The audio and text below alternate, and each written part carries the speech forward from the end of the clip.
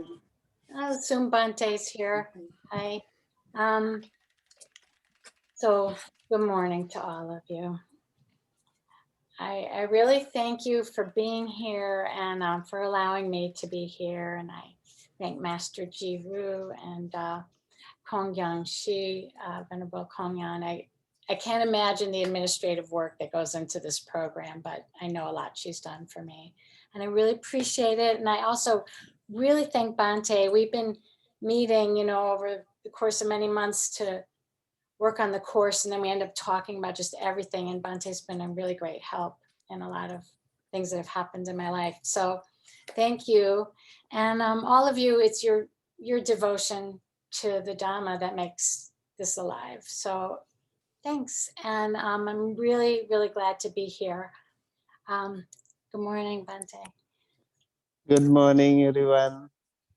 Good to see you. Good to see you too. Thank you for getting up so early again. It's so early in California. I feel that it's early here. Way early. The thing is, yesterday after the class, I had a Pali class. Then we had the chanting. And then again, we had another Pali class in Hindi medium that ended around 11 p.m. So it was a little late when I went to bed. And that's okay. That is a tremendous amount of teaching and just being awake, not to mention. Yeah, so thanks for being back. I really appreciate it. I want to say a couple of logistics things. I'm going to use a bunch of screen shares, and in the next day or two, I will post them all on Slack. So don't feel like you need to write down everything you see on the screen. Yeah, some of them are from the comprehensive manual, and a bunch of them I made, and I'll just throw them on Slack. And if you have some questions or references that I need to look up, I'm not coordinated enough to chat and talk at the same time. I'll make notes and I'll put that on Slack later also. So if while I'm talking, something is unclear or inaudible or something like that, just flag me down. But I'll stop at certain points for questions that are more conceptual. It's good to see the animals back too. That's a nice thing about this class, is that we have such a variety of species learning the Abhidhamma. You have audience? Yes. More audience. It's true. Yeah, many more legs to bear in the path. So yeah, so today we are still so enriched. We got such an organic, beautiful overview yesterday from Bante. Just a feel for the Abhidhamma. I feel like the breadth and the depth were touched on. So we have that in the background. And then today I can summarize what we're going to talk about in one word. It's Cheetah Day. It's just going to be Cheetah all day. But that's just to say that, the whole universe is here. And, because Cheetah is such a minuscule and elemental quality, it really goes through everything. There's nothing that doesn't touch on what we're going to talk about today. But what I really hope to do is just go through those 121 types of Cheetah and go through the 17 steps of perception, so you can see the Cheetah in action. And if we can do that, it will be really good. And it will be a lot. And I promise it is our most technical day today. After this, the scale of things gets more relatable, bodily, human. And so it has a different feel, but today's more technical.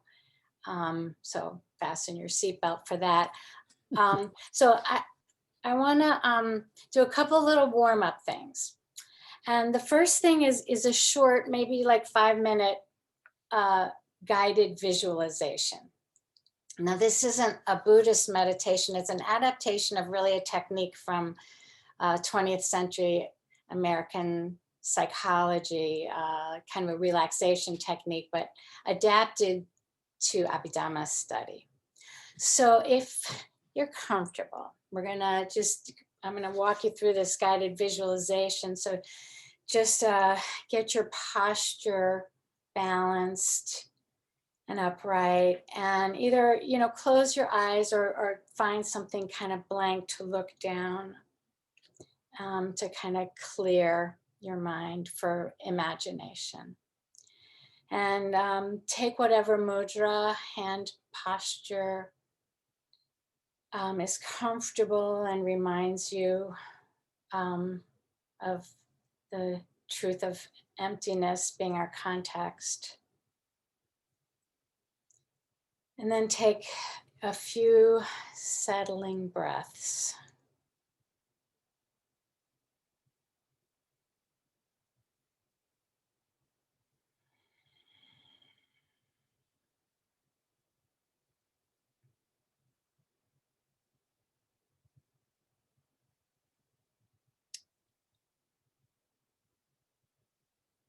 Just try to let the breath, as it empties out, empty out all your concerns, all the background noise in life, and all the bodily tension that we hold.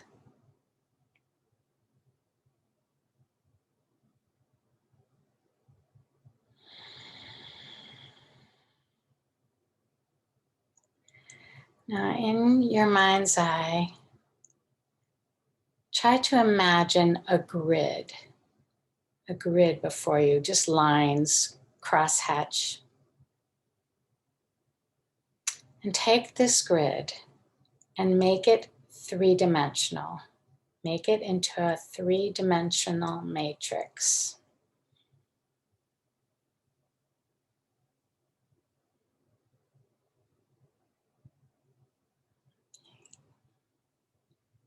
Now, kind of imagine the space that this matrix is in. Can you experience some kind of quality of that space, some density or temperature, kind of darkness or light?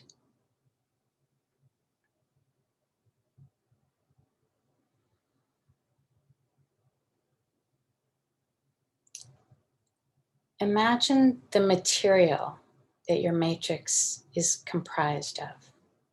You can build it out of like Lego blocks or blue velvet pipe cleaners or vines, or it could just be plain black lines. And if your matrix is very regular, do a little alteration and make it complicated or irregular. Maybe knock out a few parts, put in a few bends or curves.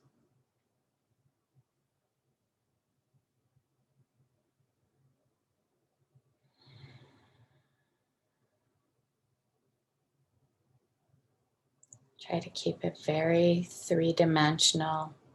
Put some depth perception in.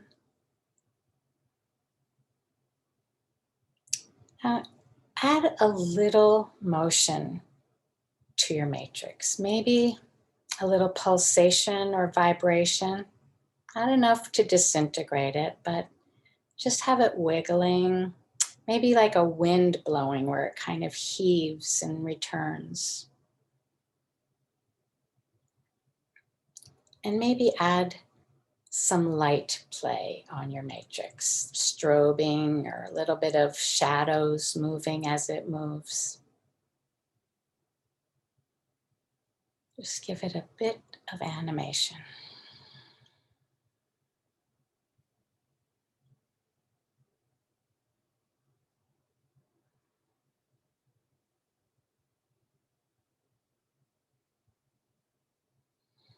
Study your matrix for a minute, for a couple of breaths.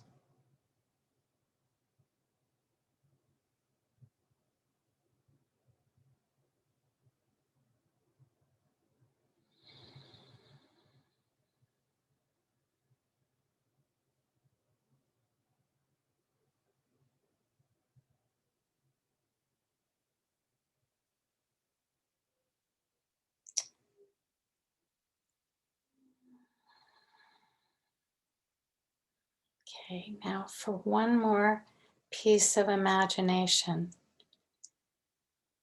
Now we're going to imagine getting ourselves into this matrix.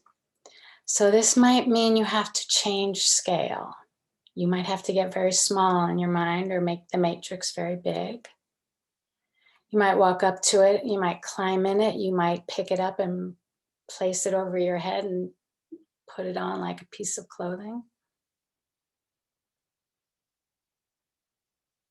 Just find a way to work yourself into that matrix or work that matrix into you.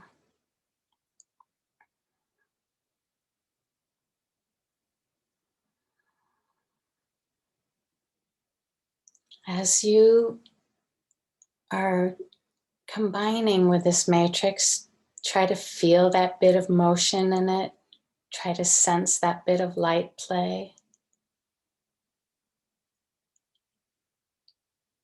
Try to settle and almost dissolve yourself, drop body and mind into the matrix.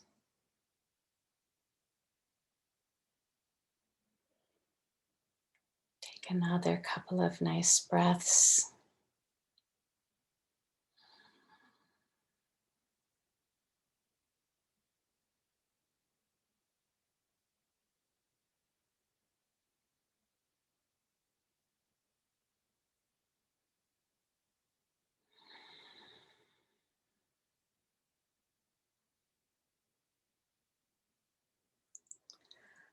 So now just let your visualization slowly dissolve, and very mindfully and slowly bring your awareness back to your body here in whatever room there you're in, and then gently and with awareness open your eyes back.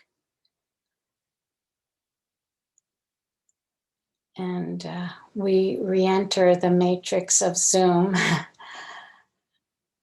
and being together. So I'd like to start study with that. It's kind of fun, I hope, and relaxing. But the point it's also trying to illustrate is an approach to study, particularly Abhidhamma study, but really all study, that you need to bring your imagination to bear. You need to go in it. These things that we're studying are our bodies and our consciousness processes. And if it means anything, it has to kind of awaken that connection. You know, the Abhidhamma is kind of like the right hemisphere of the Buddhist canon. Do I have that right? Yeah. You know, and without this, we miss so many opportunities to kind of connect with Buddhist teachings because they are in story form and they are narrative and they are in language, but they are also very structural and kind of below the level of language. And so the Abhidhamma brings that all to us, I think, most directly. And it's a whole nother way to bring in Buddhist vision. And you know, you don't need to like obtain every piece of information. There's so much information. But what happens is the information kind of aerates your mind, like those things when they, in the spring, when they go over the lawns in the suburbs with those rototiller things and they aerate the grass and the clumps of dirt come out. That's study. You know, so it's not like every piece of information, but it's just letting it work on us. So that's part of why I like to start with that, because it kind of gets us a little bit out of language head. And as much as I love language, a lot of the Abhidhamma is not so much about it.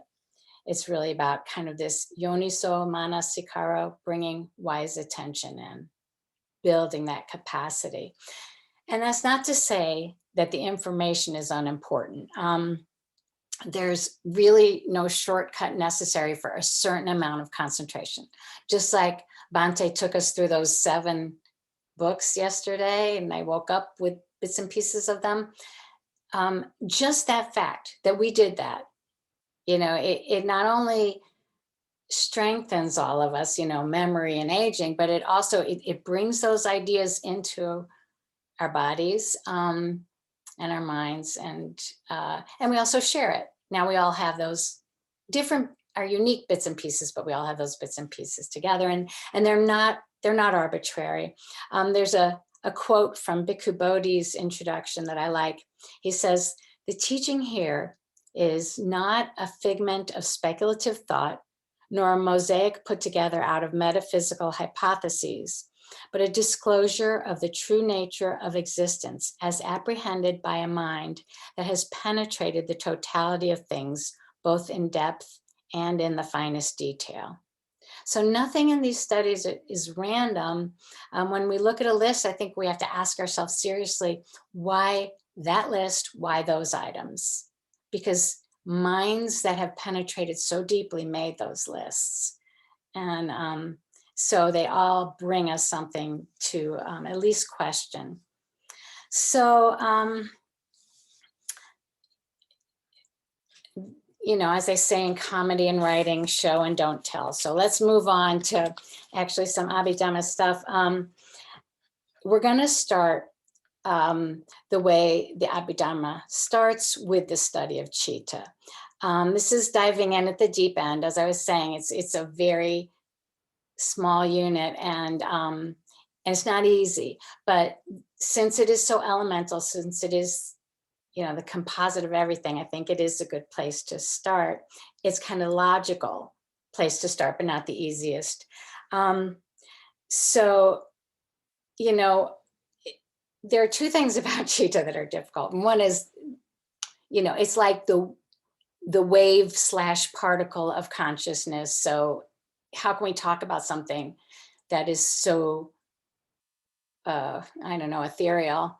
But we will. And the other thing is that to understand, therefore, the Cheetah, we have to put it in context, and the context requires understanding everything else about the Abhidhamma. Like there's no thread you can pull out and just say, we're starting here, we're going to follow it. Everything is so intertwined. You know, that story that Bhante told us about the Buddha going to the Tava Timsa heaven to teach the Abhidhamma to the Devas. I read somewhere it was because the Devas could sit for 3 months and the Buddha wanted to go through the whole thing. Now I can't imagine, you know, how does the Buddha communicate to the Devas? 3 months worth, that's a lot of information, but that's what it took. And the Buddha wanted to get it all start to finish and not have little bits and pieces of it. So it's very hard to talk about anything because you have to know everything. It's like if you were like explaining a drop of water to some alien who had no water in their life. And you know, just imagine explaining what wet feels like, explaining H2O. Well, what's H? Explain the alphabet, explain chemistry, explain cohesion. I mean, it's like that. So, so I'm going to back up before we dive in once more and give you something that I think is really useful that is in the commentaries, which are 4 defining devices. Maybe you've run into this. They're used very, very frequently. If you're talking about a Dhamma is irreducible, you know, so how do you actually describe that? Well, this is how they do, and I'm going to put up something, I hope.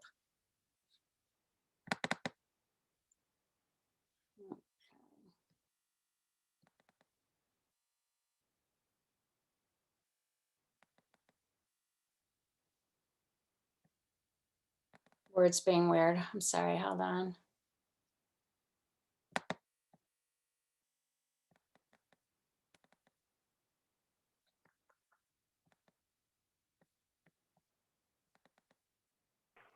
I love your wallpaper. Thanks. That is Trang Yen Monastery in New York, Awesome. where Bhikkhu Bodhi teaches. And is that a personal photo you took? Yeah, that's from when I went to an Abhidhamma retreat there. That's the walkway of the ancestors. It's really cool. Those sculptures, they look at you. They're amazing. They have very, very intense. Okay, we got the 4 defining devices, and I'm gonna, okay, is that good? Can you see that? Thank you. That pathway is a safe passage to Nibbana. Yes, Yes, yes. Yeah, if you turn around the other way in that walkway, you see the giant, like 3-story Buddha, and it's just incredible. Okay, so these are defining devices. We're going to use these in a lot of different things, and in a little bit we'll use them for Cheetah. But it's just, I find a very helpful way to think of things. So you start with a characteristic, lakkhana, I think, in Pali, which is just the salient quality of this phenomena. The function, rasa, its performance of a task or goal. Manifestation, pakupatana, the presentation in experience. So this is how do we actually experience whatever this thing is, and the proximate cause, which is the immediate principal condition upon which it depends. Now, there are gazillions of causes for any particular anything, but the proximate cause is kind of the just really immediate one, the like presenting complaint in diagnostic terms. Okay, so you got those. I'm gonna take that down. Okay, that worked, yay. I've had a lot of mixed experiences with screen sharing. Okay, so let's define cheetah. In the suttas, cheetah is used in a broader sense than it is in the Abhidhamma. In the suttas, sorry, the cheetah is can be a state of mind, or it can be used more like for mind itself, or consciousness in a bigger way. But in the Abhidhamma, it is a very technical term, and as we were taught yesterday, you know, it's one of the ultimate realities. As you know, it's the 5th khandha. But what it actually is in the Abhidhamma is an action, and it is the smallest touch of awareness on an object in a field. So you need those 3 components: the cheetah, the object, and the field. And the field is the kind of type of consciousness. But cheetah occur one at a time, and they're very fast. There are lots of fun descriptions of how fast they are, like that they occur billions of times during the wink of an eye, or billions of times during the flash of lightning. Effervescent, you know, you hear a lot of poetic descriptions trying to capture how fast a cheetah is. What amazes me, see, our time conception is, I think, a very culture-bound thing. And I think that the early compilers of the Abhidhamma were more capable of perceiving smaller and bigger increments of time. But it's very fast, and it's just one at a time. And, you know, just this is an aside, but I kind of feel like, I do feel like the Abhidhamma, although it wasn't written until like the 3rd council, like Bhante was, or later than that, wasn't compiled until the 3rd council. I do believe there's a direct stream from those stories of the Buddha talking to Sariputta, and probably his students carrying these matrices and lists. I kind of do feel that way, but that's kind of an aside. But the cheetah is one at a time, and it's always embedded in the cetasikas. Those are the mental factors, and we'll talk about those more later, but you can't talk about one without the other. It's like the facets on a crystal that make it seeable and make it take shape and color. Those are the mental factors. Those are things we can identify and experience psychologically in a way that it's hard to talk about raw cheetah or separate cheetah. There's no such thing. There are images like the king and the retinue, or the hand and the fingers. But the cheetah and the cetasika are a unit, but we're going to, you know, look at them separately. This is kind of another aside, but things are being very analytic right now as we break them down. But, you know, they talk about both the analytic and the synthetic function of the Abhidhamma. And I think that that's very important. And when we kind of come around towards the end of the course and we talk about causation and different modes of conditionality. That's the more synthetic part. But even here, everything, you can't talk about one thing without talking about how it combines. So I think that that's always kind of in balance when we're studying Abhidhamma, that things are, we're looking at the finest discriminations, but we're always looking at how they combine, how they move. It's always phenomena, it's never things, always phenomena. And we're just looking at this motion of everything combining. And it is that gives us the emptiness feel within the Abhidhamma, because it's always that. But in the meanwhile, we have to talk about bits and pieces before we start seeing how they all move together. So I have an analogy, okay, that very roughly maybe helps explain Cheetah. Like, say you're in a cave and it's dark and you have a flashlight. Okay, so would you say that, what is the Cheetah in that situation? Well, okay, maybe holding that flashlight is like intention. And so there we're talking about one of the mental factors. Maybe the beam of light itself, the direction of it, I would call attention. And that is another mental factor. And maybe we would say, like, okay, there's a mental factor called life energy or something close to that.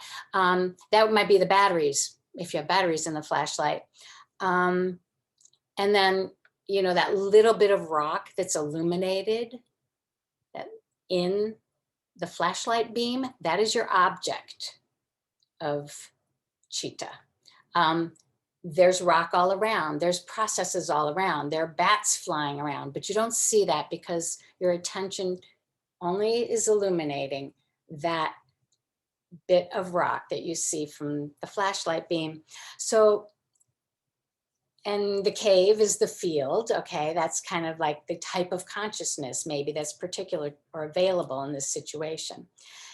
What the Cheetah is to me is the touch of the light on the rock wall. The Cheetah is actually like the weight of light. It's like that touch, that moment that you can't separate out. That is a Cheetah. That is raw Cheetah, as best as I can describe it. Now let's look at those defining devices as applied to Cheetah. And that will help in a more logical way. Okay. So these things are just so helpful. I feel like carrying the defining devices around throughout my life and just going, this is it. Anyways, the characteristic is the knowing of an object. This is a salient quality. It is purely the knowing. It's not the thing. It's not anything that happens with the knowing. So separating out pure knowing from all the stuff that happens when we start that process is just impossible, but that's kind of what we're thinking about today. The function of Cheetah is the forerunner of mental objects, the Chaitasika, because it is the leader.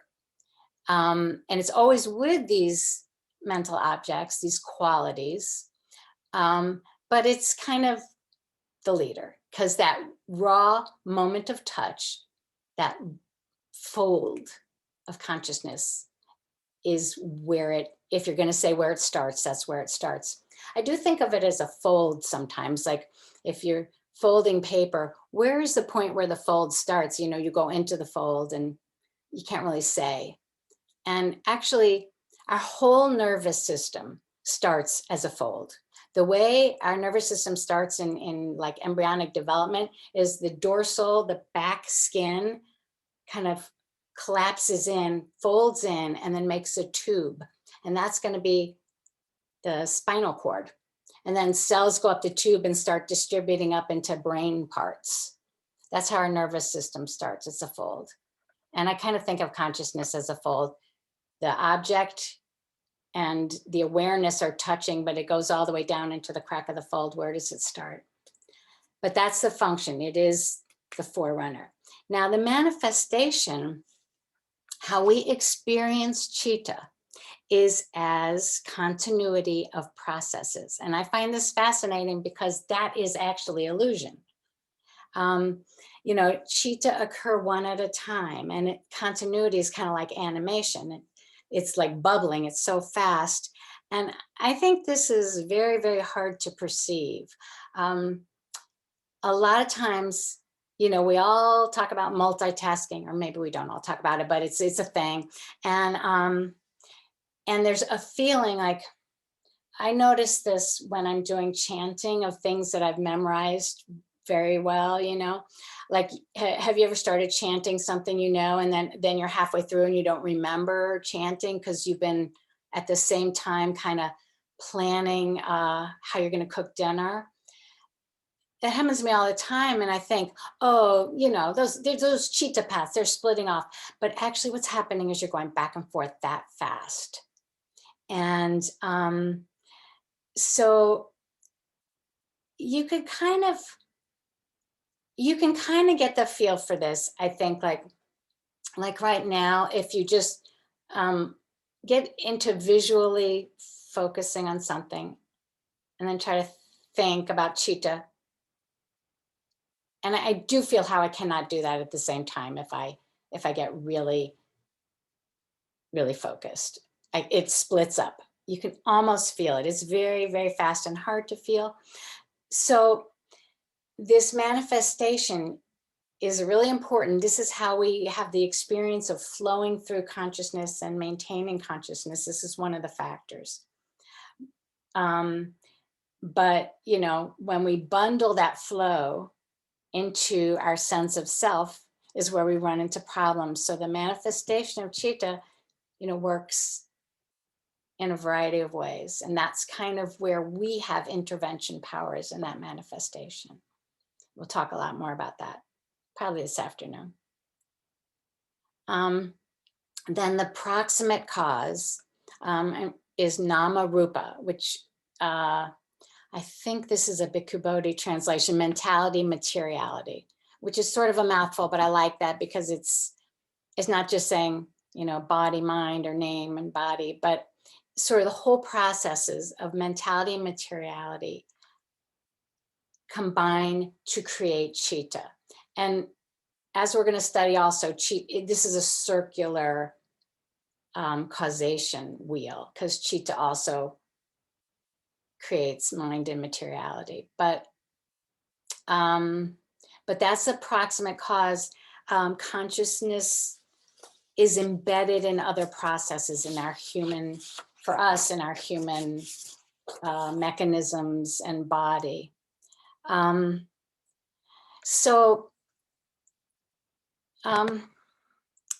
have one little thing we can do to try to experience this, and then maybe let's stop and talk for a minute or have questions.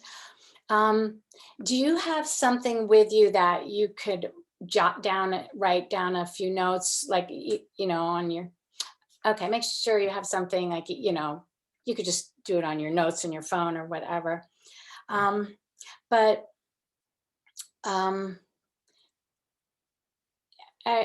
For just this is the best I can do for Cheetah Experiment, is we're going to close our eyes and take 2 very deep breaths. And then open your eyes and try to note the first perception that occurs to you.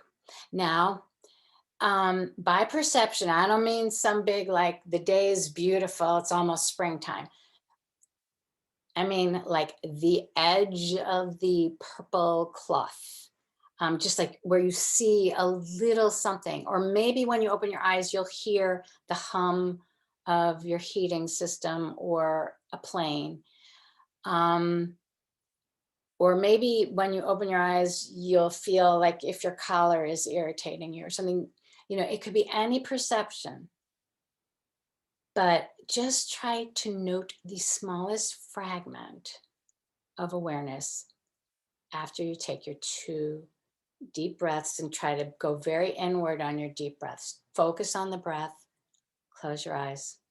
Okay, and okay, let's do that. And I'm gonna do the next thing. Okay, so take your 2 deep breaths.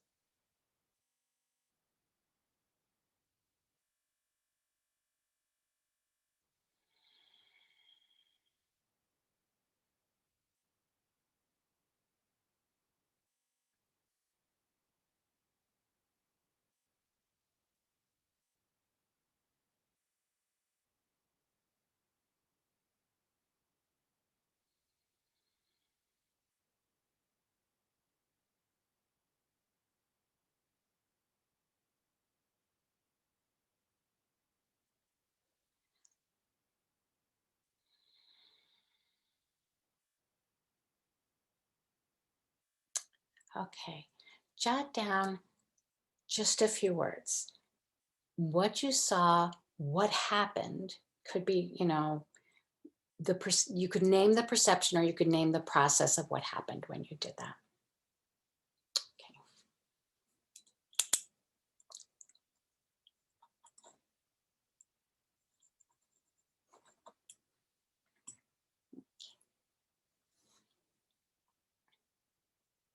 Okay, just give a few words. You could write a sentence, don't save it if you're interested in writing more, because that can so easily turn into a poem. And these are, you might have just written a haiku, you don't know. So there's a bit of a trick here, which is that you really can't catch that perception without the flurry of other stuff, right? Did you notice that? I think it's a moment when you do that, where you try that you can sort of feel the difference between the raw perception and the stuff that happens. Like I used to say, you know, to try to, I mean, I used to do that as an exercise and catch the perception, and then I realized nobody could. It was just always accompanied by more. And, you know, I noticed that I would sometimes say, oh, not that perception. I want that perception. What's that? Or this time it's like the paper's in front of me. So all that comes up with it. Let's stop for a minute and talk about like how close we can get to experience this and how close we can get to understanding this. Which is only so close. So maybe if you could use a springboard of if anybody's comfortable, just saying what you jotted down or what you experienced, or how you're doing with this cheetah talk.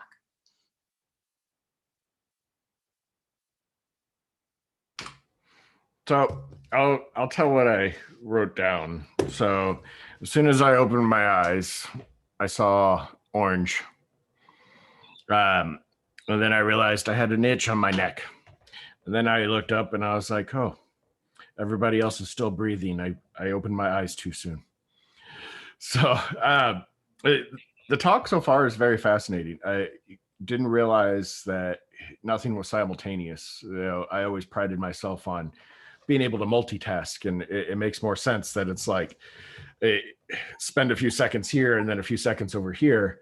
It's not simultaneous. It's never simultaneous. It's always sequential or repetitive, if you will. Well, awareness is, because like if you're in that cave or in your mind, I mean, all of these processes are going on. It is true that the process of the memorized chanting is occurring, but my attention can only go to one thing at a time.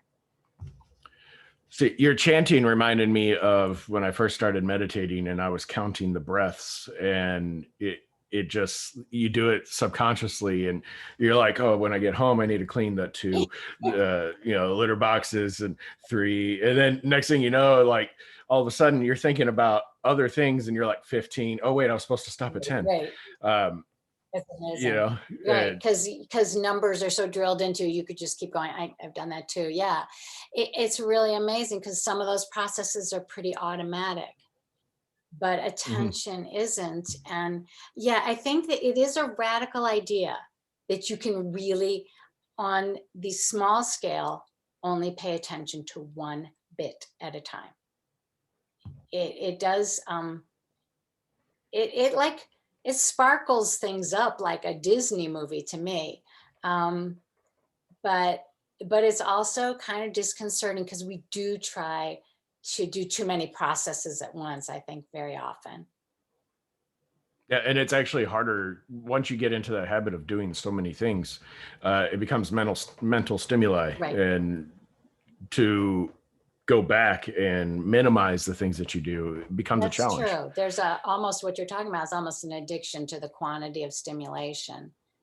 Yeah, Mhm. and I think that's really right. We're all wired up very, very high on that, which is, part of the beauty of our practice, because, keep lowering your baseline. But as you described it, Corey, it is a very important point in sitting meditation. Yes, that you can, start to observe this. And when you think about, the architects of the Abhidhamma and how they could just bring it down to a level where they were seeing cheetah after cheetah. They really were. I'm convinced of that. It's amazing to me. But Yeah. sorry. But I don't want to go on too long, but it kind of makes me wonder in the aspect of ADHD. I have ADHD, and I thrive better if I have more chaos, if you will, like more things to handle at once. That way my focus is never on one thing for too long. Otherwise I get bored and I'm like, okay, I'm done with this. Mm-hmm. And through meditation and through mindfulness practice, it's gotten better. And it's amazing that you have to wonder if like ADHD is a byproduct of too much stimuli. Mm-hmm. Or another way to look at it, that I hadn't thought of, is that ADHD could be a quality of being like overly attuned to the rapidity of the flow, if that's a word. Yeah, that's kind of what I'm implying. And I should specify like adult ADHD after the brain's been hardwired and everything's in place. Just a thought I had. No, that's interesting. That is a very interesting thought. I'm sure that ADHD is describable in cheetah terms. Mm-hmm. Yeah. What are some other experiences that kicked in? For me? Oh, for anybody. Oh, okay. For mine, it's very simple. As soon as I opened my eyes, the first thing I heard was the clock ticking, and that was it. And then I started looking at everybody, and just like Corey said, that everybody's eyes was still closed. So I opened my eyes too soon.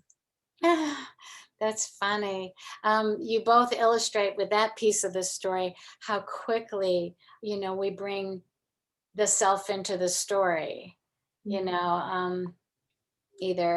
in a, it wasn't a horrible thing, but either in a blaming or a good way, how quickly we go, oh, compared to what? Mm-hmm.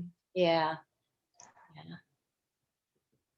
Yeah, but it just sounds like maybe also, Lisa, because you started with a sound perception. I do think there's a very different aspect to sound than sight. I feel like sound is kind of, I can keep my attention there a little bit better than with sight, is a little more jumpy. Yeah, just like when I tried to memorize, I found if I say it loudly, repeat it to myself, the voice, the sound is better than I was just reading or saying to myself very quietly. Well, we're taking notes on that, Lisa, because you were the one who got so many last night of the books. Yeah, it's interesting.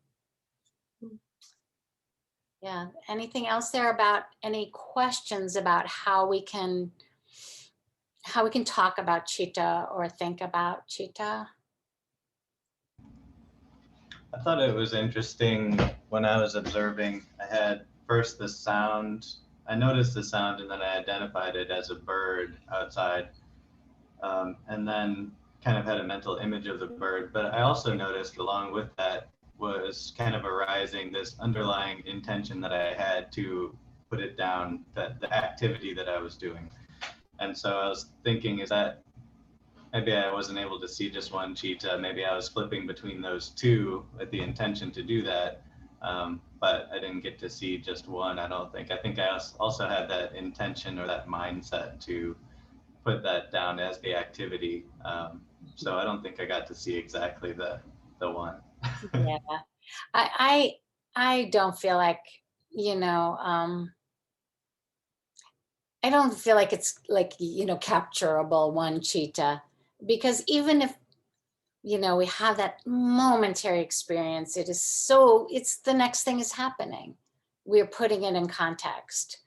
And that's what I notice about the perception. It's just like, it feels to me like you're on a dry, dusty dirt road and you throw a big rock down and poof, you know, all the dust comes up and the dirt fragments and just all that stuff. As soon as it hits, you know, we're off to our associations. We're going to talk about exactly how that works, because the Abhidhamma scholars actually really know exactly how that works. So we'll talk about that this afternoon. It's really amazing. So Bhante, do you have anything to kick in here to help with Cheetah and experience, and just before we roll on? Or? I like the Dhammapada Chitta Vagga, and actually the moment you talked about the Chitta, I remembered one stanza there. Durangamang ekacharang asarirang guhasayang ye chittang sanyamesanti mokhanti mara bandhana. Durangamang is, the mind is really far-faring, really going faster than ever. That is the fastest vehicle that we ever have witnessed. And ekacharang means behaving alone or walking alone. And asarirang means bodiless. And guhasayang means it's in a cave. That is our body.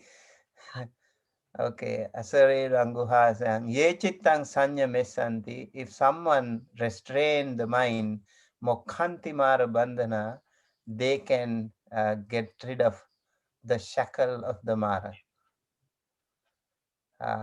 So I think the mind is something that is so amazing and so powerful, and most of us don't know the value of it.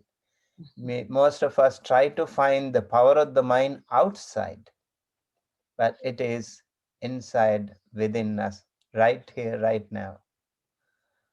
Yes. Thank you. That's really helpful anchoring of this study. I like that about the mind is so fast and it's just going off alone inside this body. I mean, that kind of addresses that idea of the proximate cause. Mentality and materiality produce this, but this mind is a miracle of mystery, really. And why don't we go a little bit more? And is there anything else though before about just what is Cheetah? I have a question on the mind, because now we are at the stage our mind is wandering around so much, going into different directions. If it's something that if we are able to control and guide it efficiently, we'll be able to be like those arahants who can go up to the heavens and see the heaven beings, just because their mind is so well trained. That may be for Bhante, but I think so. I think that is, I mean, I'm not saying I think it's going to happen next week, but yeah, but I think that everything we do, is about mind training, and our empiricism is our own experience, what works better, to move us through in a kind of frictionless way through reality. And as long as we're moving in that direction, I think there's no end to what can happen. I mean, I think there are probably some outside limits about what's going to happen in this lifetime, probably, but that's what we can do. Bante, do you have more thoughts on that? That's a very big, beautiful question. I remember Corey was talking about the ADHD, and Lisa also had posted this question before, like the wandering mind, the monkey mind thing that we all have. The challenge we all have actually is the mind is always trying to run to the past or to the future. So our challenge is to maintain the mind right here, right now, at the present moment. So it is very natural that the mind runs away, it wanders away, because it can go really fast.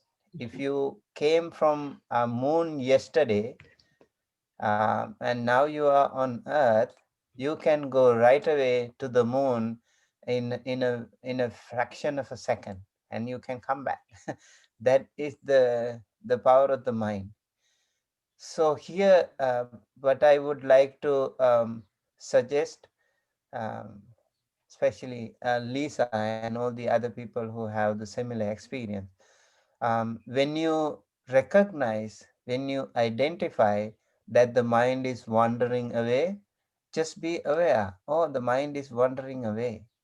Do not panic, do not react to that situation. Just recognizing, just be mindful of it.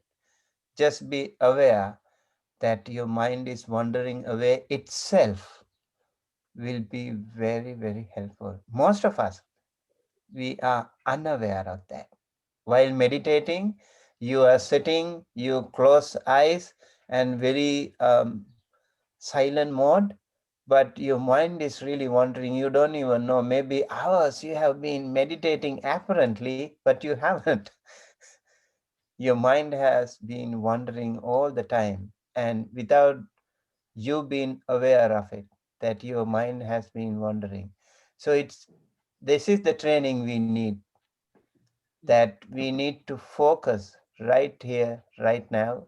We need to make sure, even if the mind wanders away, either to the past or to the future, you come back to the present moment. That's a challenge, but it is not a mission impossible. It's always possible, and you need to make a little effort, and constant regular effort will definitely help you out, I'm sure. So don't be discouraged. If your mind is wandering away, just keep working on it. Maybe you can change the time. Sometimes people who meditate in the morning, maybe they feel more comfortable in working with your mind better. Maybe the people who maybe after shower in the evening or something, they also might feel comfortable better. It depends on, and maybe even the position, maybe the posture, maybe the place that you are meditating, and also maybe the sila. You know, uh, you can also observe the sila maybe before you start. There should be some different experiences, different experiments that you need to undergo. Maybe if your meditation is not working out. That's why we need to discuss a little bit more. Okay, good luck. Keep working anyway. So is that true that the more you note that the mind is wandering, and the more the mind is wandering around? The mind is compared to a wild buffalo. Okay, so at the beginning, the buffalo will be very aggressive, very restless. But if you tie it in a rope, in a tight pole, at the beginning, the buffalo will definitely be very aggressive, try to get himself free, but eventually it will be okay. It will be very, very good. Look at those elephants that people tame and they can, those big wild elephants, and they are so comfortable in walking among the people without any problem. So it's a matter of time. It can Okay, happen. thank you. Yeah, keep working. And it is really helpful and encouraging to hear. I also think of Aya Kima writes about meditation and mindfulness, and she says, if you can really only pay attention to one thing at a time, at that moment that you're noticing your monkey mind, the monkey mind is not, at that moment, it's not in action, because the observing is in action. So it's like the more you can observe it, in a way, you're solving the problem in one way. And I think that's very helpful. She says, one moment of concentration is, she says, I'm paraphrasing, but something like one moment of concentration is the cleanup, something like that. But then we just build on it, like Bhante says, we just patiently build on it. Is my mic working today? Did somebody have something there? Yeah, Tashita, your mic is working today. Okay, all right, good. So I was gonna say, so I remember reading somewhere, I think it might be a Burmese tradition where during meditation, definitely in Vipassana, you observe the phenomena and repeat the phenomena, like listening, hearing, or whatever you observe. That's basic, again, Vipassana, observing the phenomena. And I also read Bhante Ji's, one of Bhante Ji's guides, Bhante Gunaratna, is completely opposite to it, because his argument is, by the time you repeat something, it has already happened, it's in the past. So this notion of trying to capture Chitta, Chetasika, I think is, at least for me, I don't think that's going to happen anytime, any soon, because the way it's described, in a fraction of a second, the idea of our notion of a millisecond in Chitta is 1/1,000,000th of something. It's unquantifiable. That's that definition. So when we think we are in the moment, that moment has passed like hundreds of thousands of times. So this notion of Chitta is very deep, very profound. There's a whole cycle, there's a whole lineage of things. By the time we recognize something that has already happened like millions of years ago in Chitta world. Yes. So, I love the way you describe it. There's a whole lineage of things. That's right. Right. Yes. And I also, I want to piggyback on something you mentioned a few minutes earlier. Buddha going to Tavatimsa to describe the Abhidhamma to the Devas. From what I heard or what I read from, Buddha never explained Abhidhamma to humans. He goes to Tavatimsa, describes it to Deva, comes back while he's resting, reciting the bits and pieces to Sariputta, who fills in the gaps and explains it to other people. Exactly. And the way I read it, in Tavatimsa, 3 months in Tavatimsa, no, 1 day in Tavatimsa is 3 months in human world or something along those lines, some sort of a translation. So whole point is, there's a reason why Abhidhamma was never described to lay people, in my humans, in my opinion, because I think it's way too much. Yeah.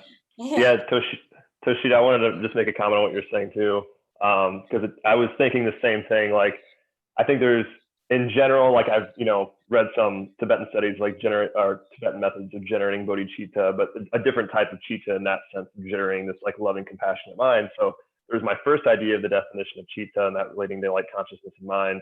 And then as you're mentioning, Dr. Jacobs, then breaking this down in Abhidhamma and realizing it's at a whole different level and these fractions of fractions of fractions of seconds. And then not saying it's disheartening or not worthy of study, but realizing that, yeah, like the types of minds that were able to understand these things or break down these lists were essentially like arahants, enlightened beings that were so aware of the nuances of their experience and their awareness that they were noticing these things at an incredibly minute level. Where for us, you know, in our just battle of trying to focus on the breath for a while without thinking about going to the grocery store, it, you know, not that it's of course not worthy of study or practice or like looking into and investigating, but it's just, you know, interesting to realize that, yeah, like how complex, like you're mentioning this raw mind, trying to really quantify the terms of what the cheetah could mean. And then it's interesting too that you said that, Toshita, and I'm sure it was mentioned that the Buddha had only taught this into the Deva world, because I know, like when I would talk to Bhante Upananda, one of our prior instructors, I just had questions sometimes about, you know, the different dimensions in the Deva world and how they have these ethereal mind bodies. So, and then like Bhante Sumita was just mentioning with how fast the vehicle of mind is, because, or Bhante Upananda told me like these devas, these beings, when they can literally think of being somewhere and their bodies are there immediately. They just think of it, and it's like they are just this pure mind body. So it's even interesting to think like what were the skillful means in the Buddha's explanation to these devas to decide to tell them about this very subtle cheetah mind. Like, was it something that was actually a more skillful practice for them in these mind bodies? But of course it has practicality in our own teaching, but it just is, yeah, it's very subtle, very complex, and Yes. yeah, very different from how I normally think of it. It's I love the way both of you are talking about it, because I really agree with it, and you're very articulate. And one way to describe what you're talking about is that this is a really without scale study. It operates on every scale. And I think when we talk about devas, I mean, my sense is that time is not on the same scale. So whatever was going on, I do believe the Buddha came back, talked to Sariputta in our human scale, except for, you know, this is a human who's kind of beyond, but he was a human, Sariputta, and, you know, told him stuff. And my whole feeling about the Abhidhamma is that it should not be for arahants, and this information should not be just for arahants, monastics, and academics. It should be for all of us. That is like a driving force for me, because like I'm saying, maybe it just aerates our mind. And the idea is not that you're going to catch a cheetah, but that we're going to get closer to being like them, those arahants, who were in the flow of it so purely that they were just maybe experiencing every bit of it. They didn't stop and go, there's that cheetah, although they did, because we're going to see like how they broke it down. But the idea is of purifying experience so that they flow unobstructed, undeterred, you know, not swinging off into, oops, I did this, or swinging off into, oops, I got to do that. You know, these things, you know, the Abhidhamma occurs on every scale, just like, are you all familiar with the wheel of life and death imagery? So I'm going to use that a fair amount later. You've all studied that, good.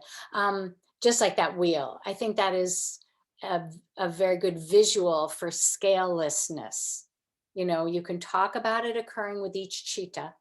You can talk about it occurring in a lifetime. You can talk about it occurring in eons of lifetimes on different realms. And if nothing else, you know, you can question realms, and, you know, there are things that I know I can't experience, but if nothing else, we're stretching our imagination, stretching our ability to move, you know, between scales, because we're on a human scale. That's our karma here. And we're very fortunate for that.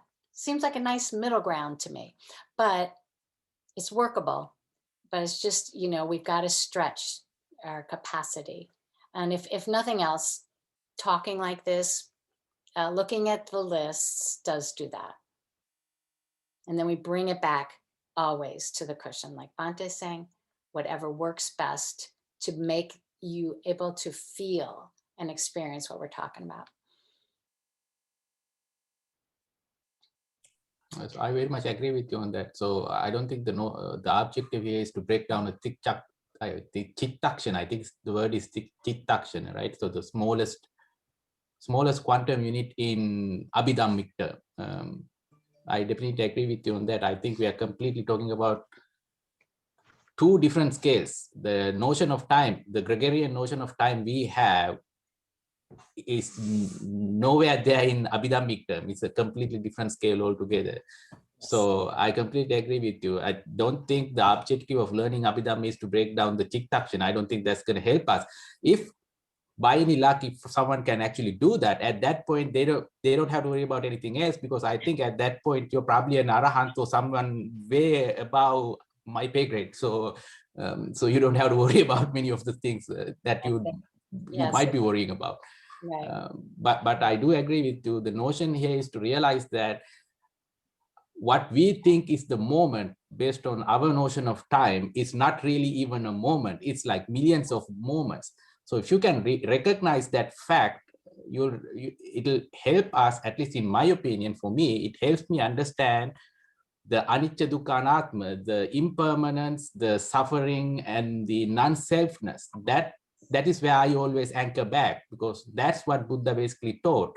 What is the nature of things? What is Dhamma? Dhamma is anicca dukkha anatma, and he goes into explaining further things on further things on further things based on other different people's level of absorption. And apparently Devas have a higher level of absorption, so he went on to explain to them something very profoundly deep. So, but ultimately, to me, my own personal view, studying Buddhism in academic terms or any setting is not about learning these lists or memorizing these lists or any of these stuff. I don't think that's going to help anyone. It might help someone pass a course, but beyond that, it's not going to help. As long as you can anchor anything, my anchor, I'm just talking about myself, my anchor is always to bring everything back to what is anicca dukkha anatma. How can I relate everything back to anicca dukkha anatma? Because the way I read about things, and when based on the things I read, what I understand is what Buddha has described in 84,000 different ways is basically the same exact thing over and over again in different contexts. So, so that's just my opinion. It's very, I'm with you, and I think it's very helpful, and that's right, that, you know, the information breaks us down. You see more clearly that just interdependent origination, and that you don't, you know, you don't run the show. And, you know, the millions of ways you can look at that only keep helping you reinforce that sensation until it's ingrained into you. And that's what I do think the study does. And that I think that's a really important point. I think that this is something to open our eyes, so we know there's another level that we can strive for.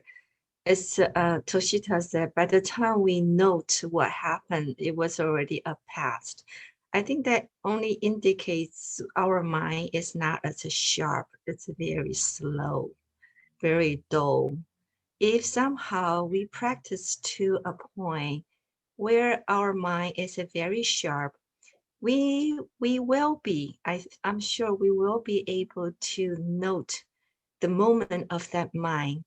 If we are able to note every single moment of the mind so quickly, then we'll reach to that very high level, which I think we should all try to strive for, because that's the place where we're going to stay happy more longer. Yes, I think of it, I mean, you're saying, I think, similar things in different terms, about being unobstructed to the flow of reality. And I think this does help with that. And I thought maybe trying to memorize all those lists, it is a challenging, but somehow it could be served as a means of a practice. Because without that requirement, we wouldn't ask our mind to work on it.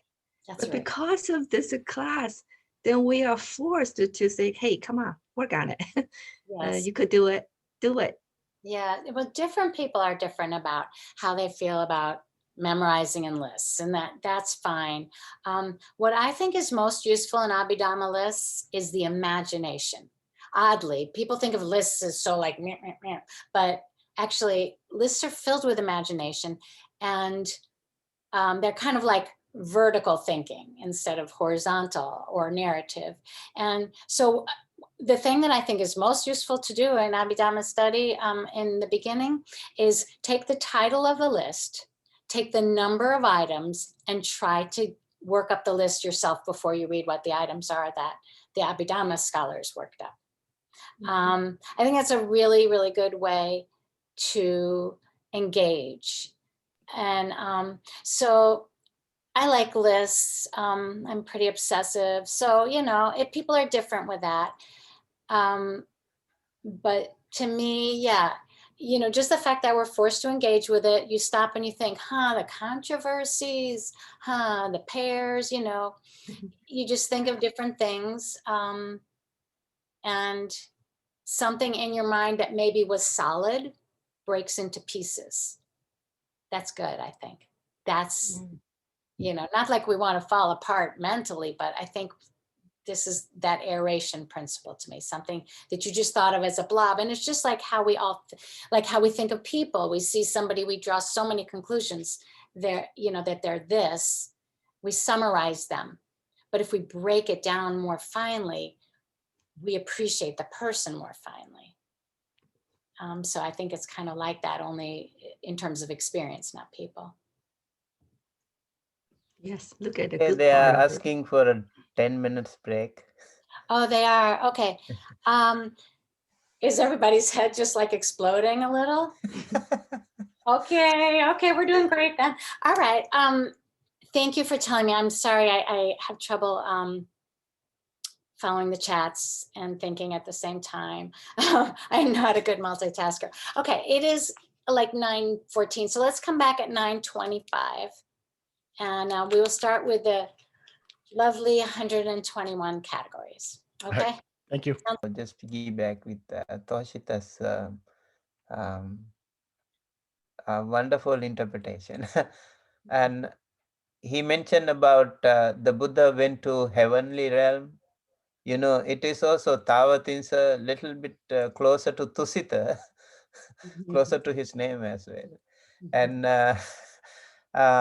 so he, according to that story, he was preaching Abhidhamma for 3 months in the heavenly realm.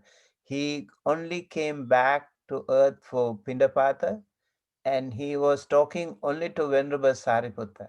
That's interesting fact. And also the lifespan of the heavenly realm is also amazing. It is said the lowest realm is the guardian angels, 4 guardian angels. So one day there is 50 years in the human realm. So if you go in the higher hierarchy, up in the ladder, it goes more like the next level is one day there is 100 years here, something like that. And so it's good something that we think of it like, so Buddha had to continuously preach the Abhidhamma for 3 months, and he could do it easily with the Devas. For them, sitting there for 3 months in the human terms is just maybe few minutes. So they could they didn't have the problem of ADHD or monkey mind, you know. They could still stay focused. Maybe something for us to think of it. And also they are more refined in their mind, and so it would have been easier for them to absorb.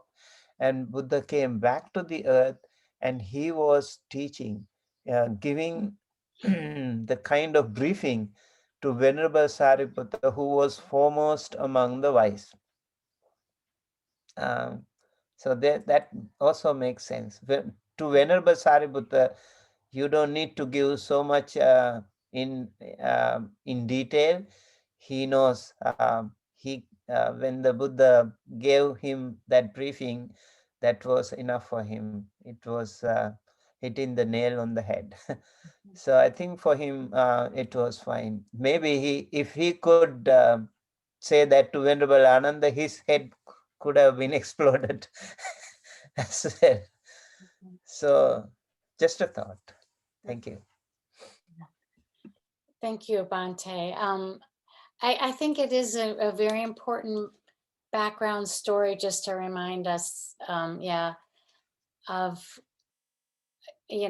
just letting go of the scale of the information and that time sense from cheetah to cheetah to the eons, where one Mahakalpa is, I love that you've probably heard that a Mahakalpa is measured by the amount of time it would take to wear down a 7-mile high granite mountain if you swiped at it with a silk cloth once every 100 years.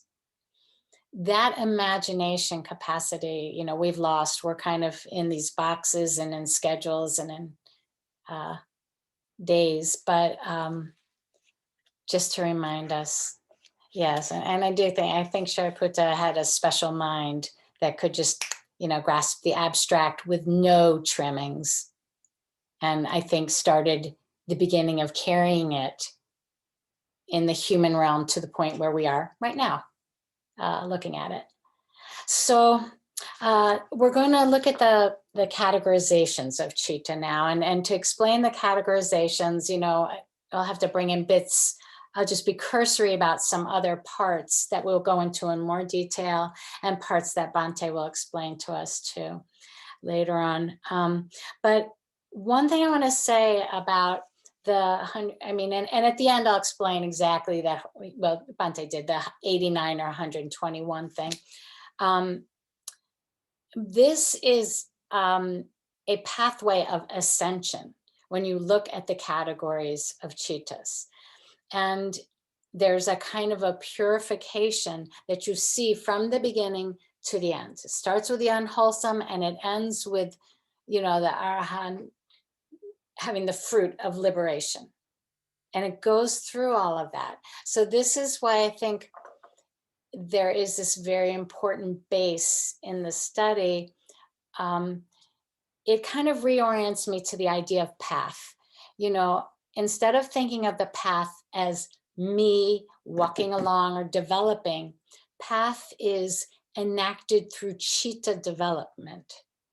Path is enacted through cheetah, the eventual purification of objects and processes. It's a nice reorientation, I think. It reminds me of a great Bhikkhu Bodhi quote. People were at a retreat about the Abhidhamma and, asking about what about rebirth, what about dogma and all that. And he was like, I don't know about rebirth, but I do know that consciousness can be developed a lot in a lifetime. And I love that line. That to me is why we're looking at this. And that is exactly how the 121 unfold. You'll see. Okay, so, in the Dhamma Sangani, as Bhante mentioned, they start with these like dyads and triads, what's wholesome, unwholesome, neutral. But in the Abhidhamma Sangaha, they start with spheres of functioning for Cheetah. So I'm going to go with that method because I think it kind of starts bigger and helps us move in. So I'm going to put up a thing about the spheres of Cheetah.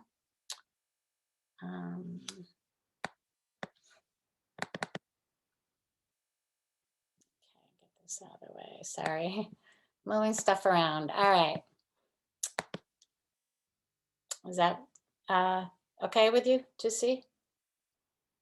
Oh, also I just want to mention, since I'm not like so good at watching the chat, just raise your hand and tell me if you're overloaded and need a break.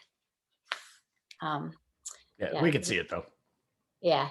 Okay, thanks. So now I think this kind of, anchors us in this kind of ascension quality of the list, because this is the order of the spheres, and the spheres of Cheetah are moving towards more refined minds. Now, a Cheetah is named for a sphere, but it's not the same thing. It means that the word, and Bante's been helping me with pronunciation all along, like kama vacharam. The vacharam part means moves about in. And it means it typically moves, this kind of conscious moment typically occurs in this kind of sphere, but it's not always true. And it's not the same thing as the sphere. So the sense sphere Cheetahs, kama vacharam. I can help with the Pali. Thank you very much. He's been doing this. Kama vacharam. Kama vacharam. Yeah. I unfortunately, I'm first of all not good with languages, but also I read a ton of Pali for a long time before hearing it. So I have some very bad pronunciation errors. But I'm working on it. And I know you all are Pali scholars, and I'm hoping to take that up later. Okay, so anyways, the sense sphere Cheetahs, I'll just say in English, they relate to the realm of the sense, external senses, desire for the external senses, the worldly realm that we are most familiar with, most of us. Then the fine material sphere Cheetahs relate to the realm of jhana attainment. So these are moments of consciousness that are more trained, more purified, more focused. They're called fine material sphere because these Cheetahs, the training starts in the material realm, like it was described yesterday with the kasinas or a material object or the body or even the breath. But if the training starts in the material realm, they're called the fine material sphere Cheetahs. And then we get to the immaterial sphere Cheetahs, which are the realm of the immaterial absorptions, the exalted meditative states based on non-material objects that are kind of past the jhanas. Okay, and then the supramundane Cheetahs. These three are in one category, but the supramundane are beyond. And they directly realize Nibbana beyond the world of the khandas, and not, beyond mundane. So, for instance, you, a regular human in the sense sphere realm, if trained, can experience Cheetahs in other realms. And it's said that like a deity in the fine material sphere maybe can undergo some unwholesome Cheetah, which would be typical of the sense sphere, but they don't, if they don't cling to it, they don't get reborn in a lower realm. So there's some movement here, but these are typical of the spheres. So there are two broad categorizations, and then the 121 are going to be within them. So the second one of those, I'm trying to escape. Sorry. I think I have to just take this down, sorry. The second major categorization is this guy, okay. Now this is kind of the ethical rank or quality that the Cheetah is embedded in, the action of consciousness, that it meets the object with this kind of framework, let's say. So the first two, unwholesome and wholesome. Bhante, would you give us a sound bite on that? Yes. Akusala chitta, kusala chitta, vipaka, kiriya. Kiriya. Thank you. The first two are producing karma. In those moments of consciousness, what's happening as something is being met has a quality that is going to impact later, either in an unwholesome or a wholesome way. Then the third one, the resultant cheetahs, they are actions of consciousness that have been caused by these prior unwholesome and wholesome cheetah. They are the results. They do not produce karma. So when you hear something like an unwholesome resultant, don't think that cheetah is unwholesome. It is the result of a prior unwholesome cheetah, like number one. See, it's already getting confusing, right? No matter how many times I think it through, it's still quite complicated. Okay, the functional cheetah are for two reasons. Sometimes an action of consciousness is just sort of like a mechanical thing. It just does something that has no valence or kind of cause and effect impact. It just does something. So that could be a functional cheetah. But more often, these are the cheetahs of the arhants. These are the cheetahs where people are still in human form, processing as humans, but not rippling the karmic field at all. It's described like a bird flying through the sky and not leaving a trail. So this is to account for the fact that there are human bodies with human brains doing human processing, but not rippling the karmic field. That's mostly what the functional ones are. Okay, that's your two broad categorizations in, with four each, and you would think, just like your matrix, you started with imagining this morning, maybe it started pretty regular and it looks like a 4x4, but it's going to get way more complicated, of course. So the first category we're going to look at just briefly, because Bhante walked us through this. It starts with the unwholesome cheetah. And for this, I'm going to give you a chart from the Comprehensive Manual of Abhidhamma by Bhikkhu Bodhi. Sorry, I know this is dizzying with the screen shares, but it's the only way I really know how to do this. Well, first I'm going to give you an overall, and then the unwholesome. Okay.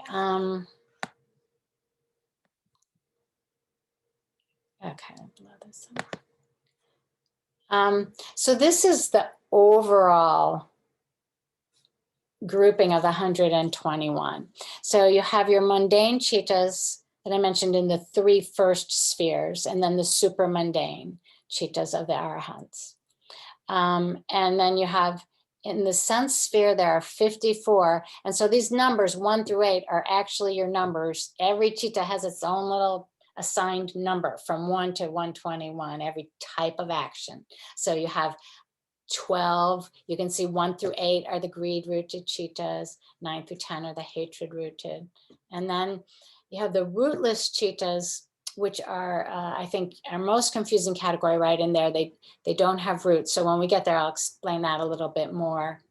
And then the sense sphere, beautiful cheetahs. Now here, beautiful is replacing the word wholesome because it's not exactly equivalent. It's positive, it's not blameworthy, but sometimes you can have a neutral or a functional cheetah with good qualities, and that would be called beautiful, but it's maybe not producing wholesome karma. So that's why we go into beautiful there. And then the fine material sphere cheetahs that relate to the jhana levels, the immaterial sphere cheetahs which relate to the immaterial absorptions, and then we get into the super mundane. So that's your general layout there. Oh, that worked this time, yay. Okay, now this one is the unwholesome cheetahs. So these are the ones, we were walked through these yesterday, and this chart kind of shows, I'll show it to you one other visual, shows the breakdown. So first, the root. Now the root is a mental factor. It's an accompanying cetasika.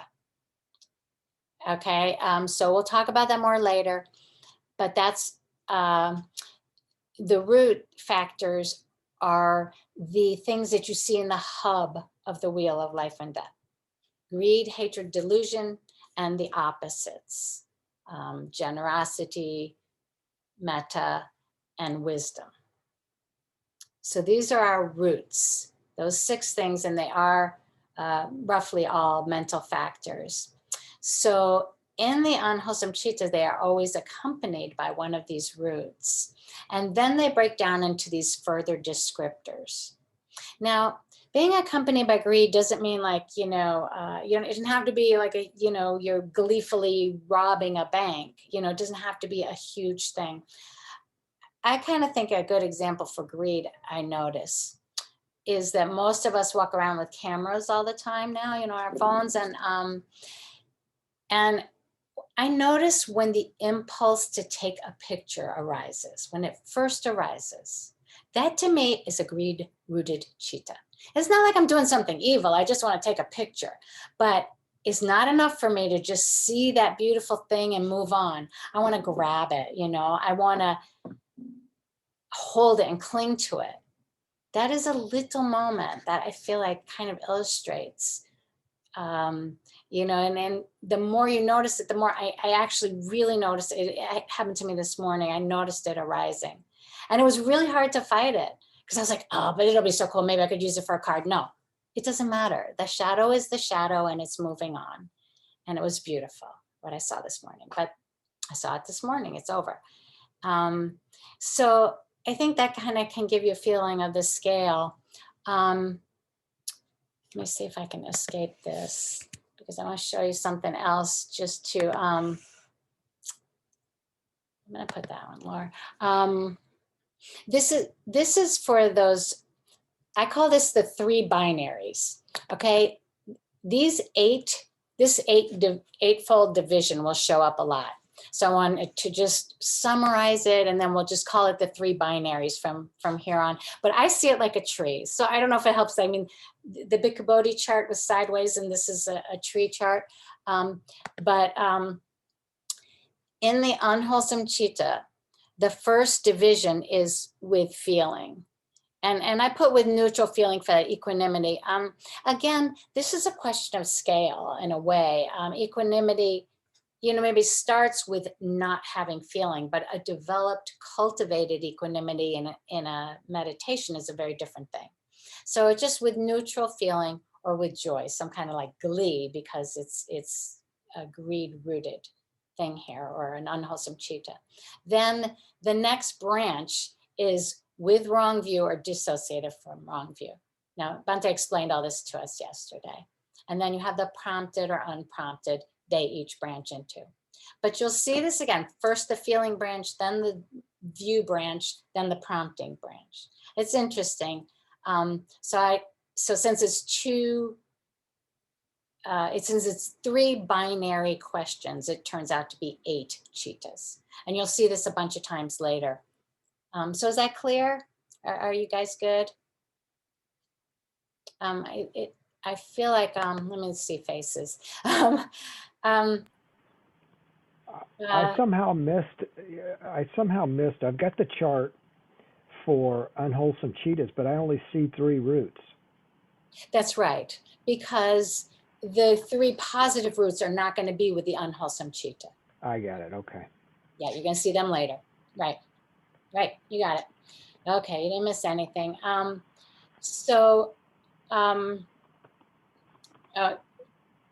Bhante really explained, that the greed is the most broken down. And then what do we have? The hatred just has the 2 qualities, but hatred always has a bad feeling. Hatred just anger, hatred feels bad. It's a sickness in the body.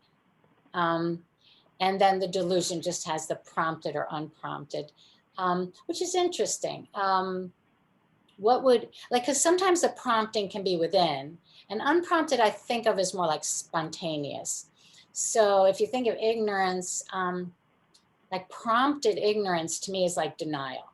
Like, but you decide, I'm not gonna face it. And a spontaneous ignorance could be more like you haven't been exposed to what you need to understand. That's how I would think of those two. Prompted. Yeah, Colon. prompted or unprompted. So any other, I know you already got that. Any other, let me just see. Unprompted. Colon. Would be Yeah. where you have.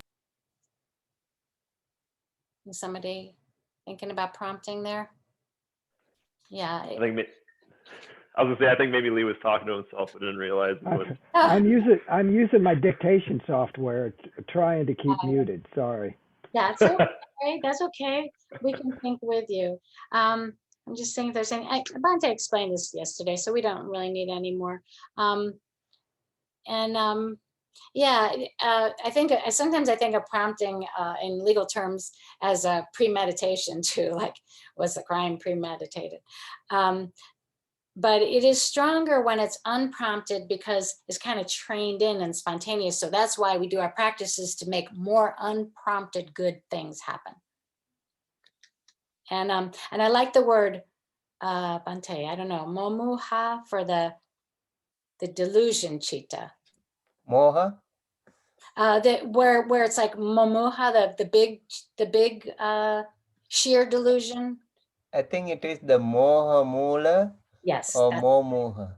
Yeah. Yes, that's it. And so here it's not just delusion alone, it's like sheer delusion, like you're just operating out of like blindness, which, you know, feels like a lot of life. So so those are the unwholesome. And is everybody doing okay with this level of detail?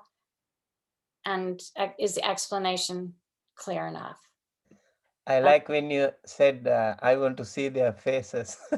Yeah, I need to, because I know, I mean, you guys are serious students. I rarely teach the whole 121. But it's good. I mean, just go through it and then you can drop it, you know, you don't need to, this is not, this, I think for memorizing or for a knowledge base to hold on to, the 4 spheres and the 4 category, you know, ethical rank categories are good to know. This though, I think is good to hear and just walk through. We'll just walk through it together. It's experience like, you know, a nature walk, and then we'll leave it. But I think it's really good to do. So you have a feel, just a feel for the complexity. I mean, I don't know where the complexity never ends, but it's good to, you know, it's sort of good. I hope you just hang with me. Okay, the reason I'm saying all this is because we're going on to the root lists, which are just really difficult. Okay, root lists. So this means that these cheetah are not accompanied by a root. Where are these guys? Okay, over here. We're making our way through. Okay. Okay, I think this is a nice layout here. On the side, you see the numbers of what cheetah they are. So we're getting up to like 30. We're getting up to a quarter of them. The later ones are easier. So you have these resultants in the rootless cheetah, and that's because they themselves don't have the root, but they are the result of a cheetah with the root. So we have the unwholesome resultants and the wholesome resultants and 3 functional ones. Now, the unwholesome resultants are mostly accompanied by equanimity, but for some, well, let me go to the cheetah first, and then we're going to go back to the feeling. There are 5 sense consciousnesses, a receiving function, and an investigating function. Now, we're going to talk about these functions a ton later. I think they're really interesting, but there's a type of cheetah that just receives the percept. And then there's a type of cheetah that investigates, takes it a little further and starts going, what is this? If a cheetah, a moment of action, a moment of consciousness could do that, as if. So these are types of cheetah. And these are the results of prior karma. Now, you know, it's hard if you think of, if you think of this in terms of sensory objects. I find it easier to think of it in terms of mental objects. Okay, so we do have perceptions that come from external senses, the 5 senses, but we also have tons of mental objects, right? You know, these are the things that are bouncing around internally. And you can have, like Bhante mentioned, you could be blind and have eye consciousness because you can be thinking of a vision. Okay, so if you think of, like, you know, I ran into a beautiful tree because of good karma, it seems it's a little harder for me to understand. But if I think I have a mental formation and I think of something positive because of the good karma of my working on whatever, that moment when I think of the positive thing is the resultant cheetah. That moment, so say I picture the beautiful tree, that's an eye consciousness, wholesome resultant. Okay, it's kind of weird, but it works on some level. So, okay, so the feelings that go with these resultants are mostly equanimity, neutral feelings, but with body sensations, they are more gross occurrences. So they are accompanied by pain or joy, bodily pain or bodily happiness, pleasure. I think pleasure would be better than joy there. But anyways, okay, so these are our rootless cheetahs until we get to the functional ones. Now these cheetahs, because they are rootless, they're kind of weaker. They're more likely to dissipate, more likely to kind of fray at the edge. But they have important functions in our bigger cognitive processes. But they're kind of basic input mechanisms, mostly. The functional ones, okay, there are 2 that are adverting cheetahs, 5-door adverting and mind-door adverting. There is a cheetah that just adverts, turns towards the object. It's just so little of a function. It's compared to a spider who's in the middle of her web and a bug lands and the spider turns and orients towards the bug. That's all it is. It's the turn. It's such a neutral pre-processing occurrence that is just called functional. That's one of those functional things that's considered mechanical. So it is put in the realm of a functional cheetah. And the difference between 5-door adverting and mind-door adverting is what I just said. 5-door adverting turns towards an external sensory perception. Mind-door adverting turns towards an interior mental perception. So when you see something, 5-door adverting, then I think of who gave me that thing that's hanging on the window.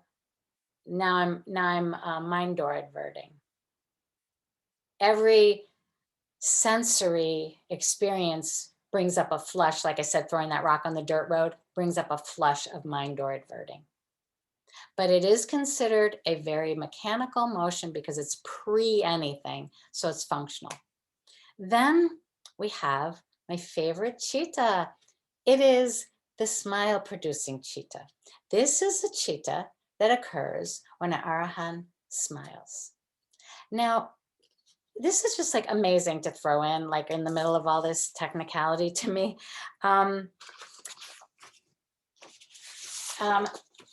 I consider this necessary, though, in a way to express maybe the love of a bodhisattva, the love of the material world, or the love of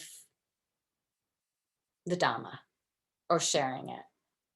And, you know, as things occur on many scales, I'm sure we've all had some experience in meditation where you notice a little Buddha smile occur on your face. It's almost not like you smiled, but like the smile came to you and your lips got pulled up by some other force. I think it's probably a taste of what that cheetah is. It's for spontaneous appreciation, I think. But it's funny being thrown in right there. And And it's important. Everything in the list is important. Most of this list is about things that happen so that we can anchor to our world. And these are things that happen before we start messing with our perceptions, before we add to them. So they're kind of neutral feeling occurrences, but they're very important cheetahs that keep us here, you know, in the human realm that we live in. So those are the root lists. How's everybody with that? Can I ask a quick question? Sure, please. So rootless in the sense, no greed root, no illusion root, lobha dosha moha. So there's no lobha dosha moha, right? So Right. now I'm trying to understand. So again, so full disclosure, I've read these things before. I basically come back to the same point because it's hard to get by them even after repeated attempts. The distinction between, for example, in your last table, rootless, the distinction between unwholesome unwholesome equanimity eye consciousness versus functional equanimity fido. Okay, no, this is really hard. Yeah. Okay. The difference between unwholesome. Wait a minute. I'm sorry. I even have trouble following you. The difference between an unwholesome rooted cheetah. Would you mind pulling up that table you were showing a few minutes ago, the unwholesome roots? I think that's from Bhikkhu Bodhi's book. I feel like I've seen that chart before. Sure. Thank you. Okay. We want the Rootless one. There you go, rootless. Oh, the rootless you want to look at? Okay. Yeah, that's the one. So for example, let's move this over. I'm going to put them together so you could, I'm going to put the unwholesome and this together so we can get our confusion on one screen. So let's just look at the table 1.3, the rootless cheetahs. Okay. That itself is, I think, to me at least, confusing enough. So we got the functional ones: equanimity, feeling, 5-door averting. So I'm assuming the 5-doors here are eye, ear, nose, tongue, body, the 5 sense faculties, right, which for whatever the reason are distinctly identified in unwholesome resultant and wholesome resultant according to the table. So these are numbers 13 through 17 and 20 through 24. But when it comes to functional kind, they are all in one category. There's no distinction. I see. Okay. That's really hard. This is the kind of thing that it still boggles me too, believe me, after so much time. But I think that's because these are resultant. And these are about taking in the percept. And those are about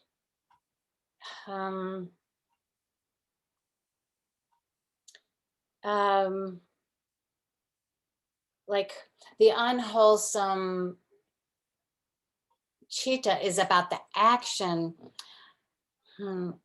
I would say this, it's about the action of mentally messing with the cheetah. And it doesn't matter what kind of cheetah you mess with. So you could have an unwholesome visual. I think I understand, but I think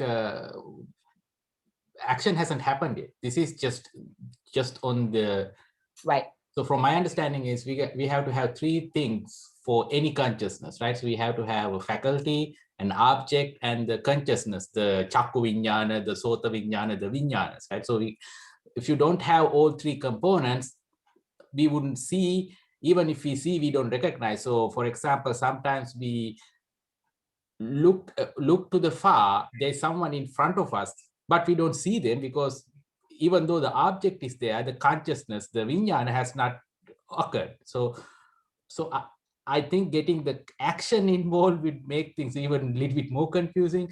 Again, I'm not trying to So don't get me wrong, I'm not trying to put you on the spot or anything. It's just I'm trying to also understand the distinction between some of these things, because what is the unwholesome resultant? So unwholesome resultant versus wholesome resultant, to a certain extent, I can kind of understand the, for example, 24 and 17.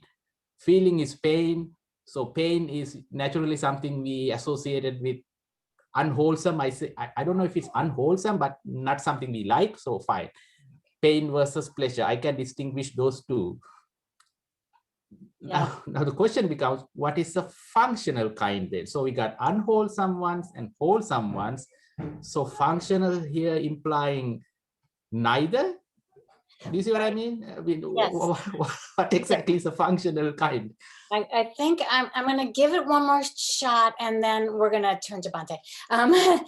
Because no, it's really a hard question, and it's hard to explain. I think you have to look at like kind of the different functions that these moments of consciousness perform.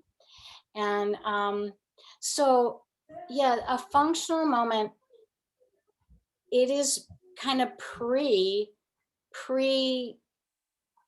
Mechanical. So in a yes. nutshell, it just happens. There's no. And, yeah, these resultants there are, you know, the karma has already occurred.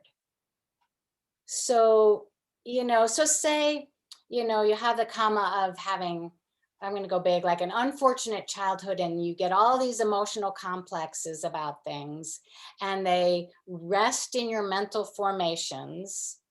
And, you know, and I see. you know, something comes along, and it could be a great thing, but you have all these formations, and it is still the result. You know, when you first receive that, you have some kind of valence with it that is colored by this past karma that has. Okay. So this is something that might not necessarily be something that's happening right now. It could be from a previous lifetime that is suddenly, for whatever the reason, decided on 9:45 a.m. today wanted to ignite. Is that the idea here? Yes, I think that's exactly it. You know, I think you would like the Mechanics of Buddhism book. Mechanics of Buddhism by Tilak Marapana. Oh yes, I've not gotten that book yet. Yeah, it's hard to obtain it, but he talked about this in a way that was really, really helpful to me, because he does focus on the mental objects, and the karma shaping of mental objects, I think, is much more obvious to us. If you think of all the factors that, Right. So I think that would be helpful, but I think the point here is that these cheetahs are very preliminary types of contact with the world or our internal objects, and they are colored by some past karma, like you say, right. that could come from a zillion lifetimes ago, or could have come from last week, or could have come from your childhood, or could have come from anywhere. So Bhante, can you weigh in? And you're so good at sorting through this kind of thing. You know, in the theory of karma, so we have karma and karmapatha. I think Toshita is more familiar with that. That's a new term. What is the second term you mentioned? Karma and karmapatha. And also there are some karmas which are result producing, and some are not necessarily. Let's say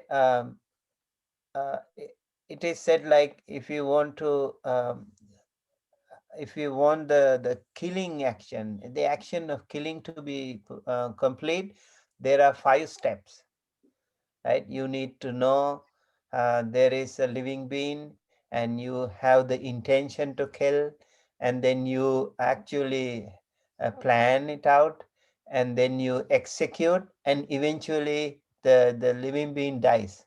So all these 5 steps should be complete in order to make it karma, a result producing karma. So on the way, let's say you understand, you realize, but you didn't execute, and then it doesn't become a complete karma. And also due to some reason, the others, the being didn't die, so it's again incomplete karma. Maybe some way to think of it. So it's fascinating because we had the same exact discussion, the same exact example in a previous class with Bhante Upananda, I remember, where That is the traditional so the act of, yeah, teaching. so right, it's traditional teaching. I recognize that. And one of the arguments someone made during the class is, okay, you shoot at a bush, you use a bow and shoot at a bush. You're just shooting at the bush, but behind the bush, there's a rabbit who get killed. So I think the conclusion was that there's still karma, but you didn't have intention to kill the rabbit, but you still end up killing the rabbit. So I think there's still, isn't that there's still karma? It might not be like a gravest karma, like yeah, you didn't have the intention to kill that. But right? Still, I killed it, right? It was not you who killed it. Maybe it was his karma. So isn't this the same? It can happen like a bomb blast.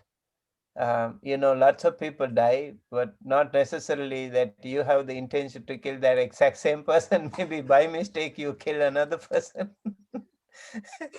Maybe that is his own karma too. It's complicated. Yeah. So I see that as a kind of a slippery slope, because one of the heretic teachers was saying, I didn't kill anyone. The knife pierced the flesh. So yeah, the sword just pierces the flesh. Right. Yeah, I was gonna say it's really interesting because for myself, at least, speaking to what Dr. Jacobs was mentioning about like imagination and like my own practice when I've thought of, okay, karma and how it works. And I feel like often we almost like, separate it from ourselves. Like, oh yeah, it's almost this magical force that just has a record of everything being done for me. And then it just sort of reflects itself onto me, and for myself realizing, as time goes on, like, okay, really it's my consciousness, and thinking of my consciousness like this bundle of energy, and the karmas that are happening and the things that I do with intention, creating subtle shifts in that matrix and subtle impressions that are making it more likely for certain things to be attracted to me, certain things to be repulsed by me, other individuals' consciousness, and then, our perceptions, making those, different.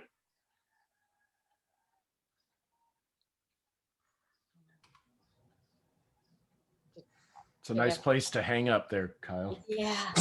Kyle, you just froze in a beautiful moment of exposition here. I consider that also is like an ahetuka karma. You see, it's not complete. No, that's some incomplete. That was like interrupted karma. Is that the phrase? Yeah. Interrupted karma. That's a good phrase. See, I think that's a fabulous example of a rootless karma. Because it just happened. I guess so. Yeah. I mean, I think it's a little different than rootless, but no, I'm just joking. It's a live demo. Yes, but it was so good what he was saying. Come back. Where did he go? Oh, well. What he was saying was really good about like just how you can't separate karma from yourself. But what we're learning here, and it's going to continue very much as we go through this day, is you cannot separate karma from cheetah. That again, the cheetah is the vehicle of karma and the vehicle of development. It's not, if you think of that as the unit, instead of thinking of your own physical body and lifetime, which of course is important. But if you just can make a little course correction, I think all of these things are course corrections, I don't think we make many decisions. I think if we think in terms of course corrections, it works better. But this is a course correction to think of the cheetah as the vehicle of the karma. And what we're looking at in the rootless cheetahs, they're flimsy little cheetahs. They're not like, I think I'm like, maybe, how you have like soccer and then you have the referees running up and down. They're more like the referees just running up and down and doing, making some calls on things. They're not playing the game. And so when we get to this level of refinement, we're seeing more and more that like I'm taking you down a rabbit hole, right? More and more, everything is getting broken down into such fine increments, but it's just a really good way to think of things. And this is an important aspect of the Buddha's vision this scale. That has not, I think, been, brought out enough. Okay, is everybody like okay to do one more chunk? Before we move on, I'd like to see if I understand this resultant type of a consciousness. I think is it because it is a resultant type. That's why the Buddha says you watch, you guard your 6-door bases, because through those 6-door bases consciousness that eventually will arrive to the resultant, and then the resultant will bring the fruit. So then that's why it's also called the shortcut to Nibbana. If right there, right then, we can watch it whenever, whatever comes across in front of us, then we do not have that resultant type of conscience arrive. I like the way you put that. Yes, the resultant, like the fruit of the prior guarding or failure to guard. But you also bring up a point why the shortcut to karma, the shortcut to Nibbana doesn't always work. Because there's so many layers and levels of karma influencing every moment. So that's why I think sometimes, there's just so many variables at work. But you're talking about the variables that we can train ourselves in and work in, and these are our tools.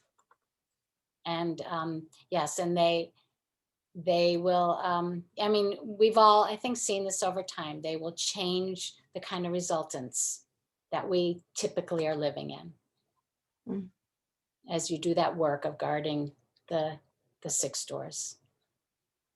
Kyle, did you want to finish? We were all like, because you were describing it so beautifully. Is there anything else you want to say? Oh. Yeah, I had just put it in chat. Sorry. Yeah, I just said, I'll just read it real quick. I just said my end point was that Kama is action with intention. And it's like that weight of the intention internally, which produces like that habit. And when we do something with no intention, we're not inputting that weight or creating that habit, that neural pattern into our mind. Or consciousness. Yeah. Thank you. I thought we were all really bummed that you froze because you were really doing a great job explaining that. Thank you. Thank you so much. Thanks. Okay. Let's do one more chunk before break. Is everybody really okay with that? Okay, let's go. We're going to go to the sense sphere. I think we'll finish the sense sphere, and the rest of it is less complicated. So these are the sense sphere beautifuls. So I'm going to pull them up for us.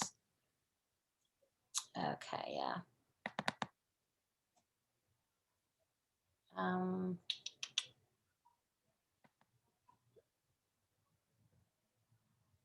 Okay, I feel like there's more than these guys. Oh, no, I see what I'm doing. Okay. Can you see these categories on the side here? It's okay. So there are 8 of these that are wholesome, 8 of these that are resultant, and 8 of these that are functional, I think. Yeah, I'll try to move it. Yeah, all right, that didn't work. You know what? I have to do something here. I want to put back the big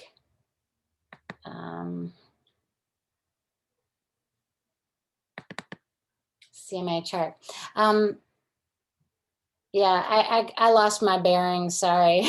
This is where we are. See these sense sphere beautiful cheetahs. Okay, so these are accompanied by positive mental factors. And they're in 3 groups of 8. So now I'm going to put them back up.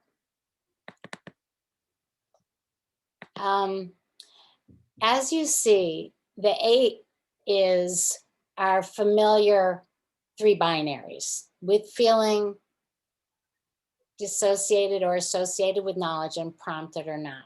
So these beautiful sense sphere cheetahs are divided up like that, but they can be either wholesome producing karma. They can be resultant,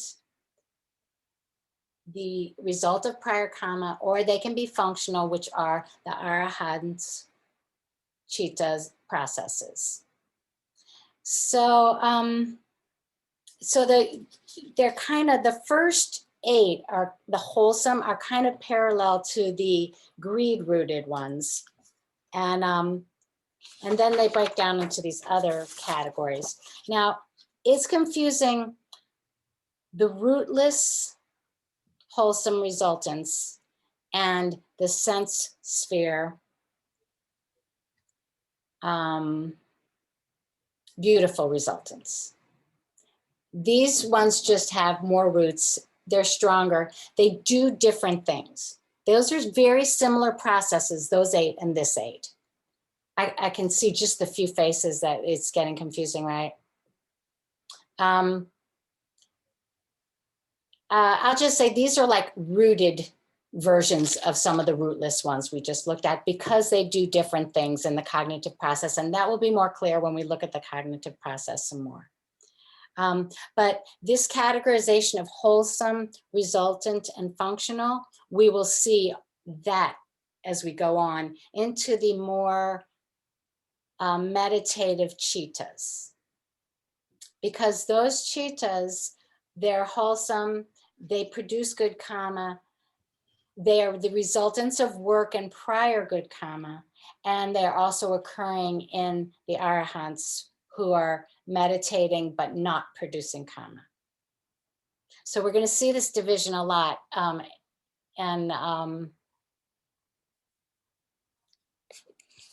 I think the afternoon, because I think if that's enough. So this takes us, I'm going to stop sharing. This takes us through, I believe we are through the 54 sense sphere cheetahs. So this is where we live, just the first half of the whole thing mostly. I think we'll save the others because they're kind of easier, and they are further along in meditative attainments. But it's interesting because these cheetahs, these 54 we just looked at, I mean, it's very much like your matrices, I think, that you were imagining this morning, because it just gets, you know, it seems like each variable is very logical, but then it has this kind of snarly quality once you really, really look at how much it all interacts. Some of the snarliness has to do with the functions in the cheetah, and that will be clearer when we talk about that. But they're also, these cheetahs are summarized in a bunch of other different ways. Like if you look at the 54 in terms of their relation to karma, 20 of these are karma producing, 23 are resultants, and 11 are functionals. I think these divisions are interesting. They're all kind of bell curves. So, you know, half of them, you know, a good chunk of them make karma, a good chunk of them receive karma, and then you've got your resultants, which are kind of exceptional. Then if you look at them in terms of feeling, it's very interesting.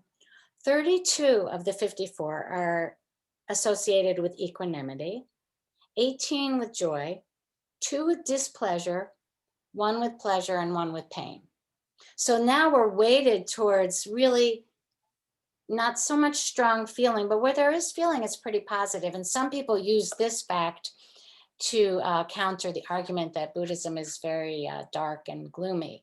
There's actually a lot of joy in here. And then the knowledge is interesting. There's 16 with knowledge, 16 without, and 22 neither. Now here we have the kind of knowledge is on a bell curve. Knowledge being aware of you. And then the prompting similarly, 17 with, 17 without, and 20 neither, because they're either rootless or deluded. So again, we have a kind of bell curve when we look at some of the characteristics that affect the cheetah functioning. And why this matters, you know, we'll see more as we look at the cognitive process. But this is the most complicated part of the cheetah layout for the sense sphere, which is the most complicated cheetah functioning. because we have to account for all the ways that as humans, we kind of mess up our consciousness processes. We have to account for all that. When we get into the higher sphere cheetahs that are purified, it's simpler. But here in the sense sphere, all kinds of stuff is going on all kinds of time levels, on all kinds of personality levels. And we have to be able to discuss that. And so that's why I think the cheetahs are very complicated. So, so let me stop and ask, I think we might have lost Bhante. Bhante, I want him to weigh in, but yeah, but how are you all doing with this? And what kind of thoughts does it bring up for you, or what kinds of questions or openings?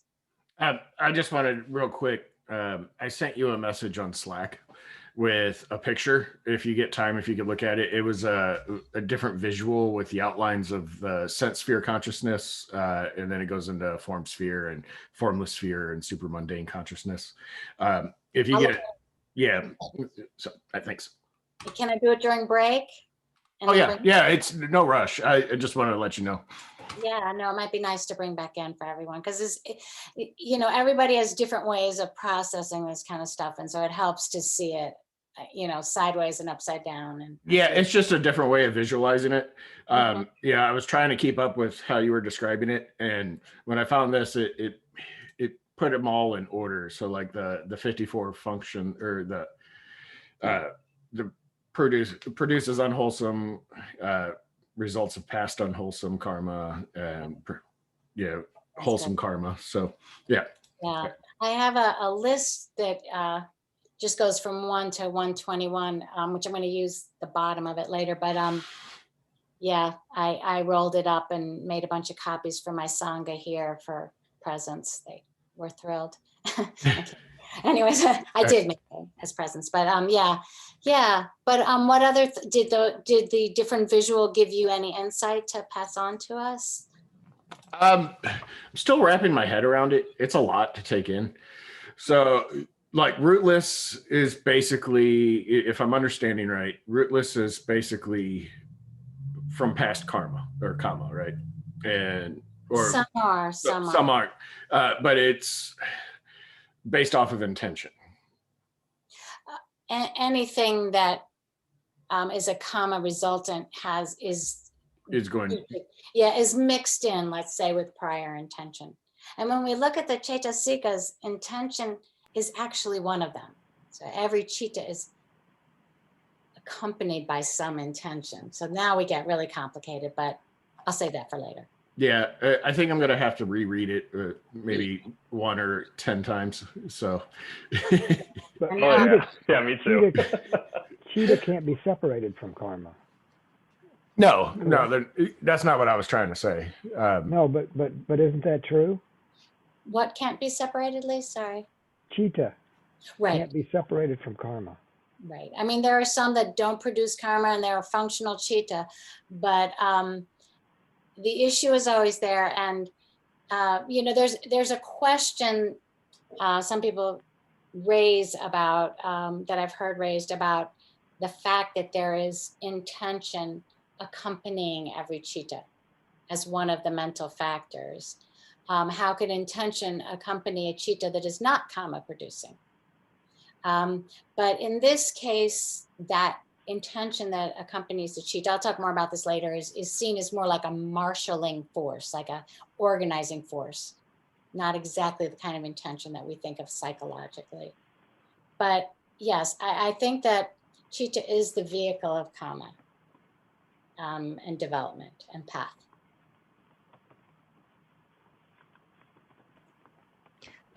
Could we have a table that will have a couple of examples under each list? Oh, I see what you mean. Like for each of the tables, yeah, then we have a couple of examples of this. In reality, if this is something happened, this person do this, this means the wholesome, this means unprompted. it's very hard when you translate that into this person does it. You've got it on a much bigger and more complicated scale. But Bhante gave a good example of prompted and unprompted yesterday. Like if you know, a child's carrying some flowers and sees a monk and just feels like, oh, here, give it to the monk. That's unprompted. But if the child's carrying the flowers and sees the monk and the mom says, go, give that to the monk, that's a prompted thing. So it's putting it on a different scale, but I hope that will illustrate it. And I will work on that. Is there anything in particular else like, and like, you know, you could like the bank robbery, greed, equanimity, and joy. I mean, you can kind of imagine like the bank robber who's like so excited to get in there and do it, and the one who's cold and calculated, and I'm like, I'm just doing this thing. I recommend we do it as a group. Like, you know, you might get wonderful examples from the whole group. That's a I'm great, sure these students are really good. You you're know, right. they might get best examples. So we'll work on it. Like, we'll give the list of the cheetahs. Let's get some examples from the students. I think that's a really cool idea. Do you want to take a little time with it right now? Let's roll. I think that's a beautiful idea.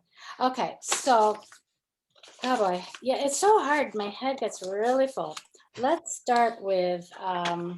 May I ask something real quick if I can? I'm sorry. So Buddha at one point said, Chetanaham bhikkhave kamang vadami. Intention is root of all karma. Right? Intention is karma. Bhante, if I'm quoting that right, I hope. So what is the relationship between chitta and intention is my question now. So are these Chetasikas we are talking about, the lineage of Chetasikas?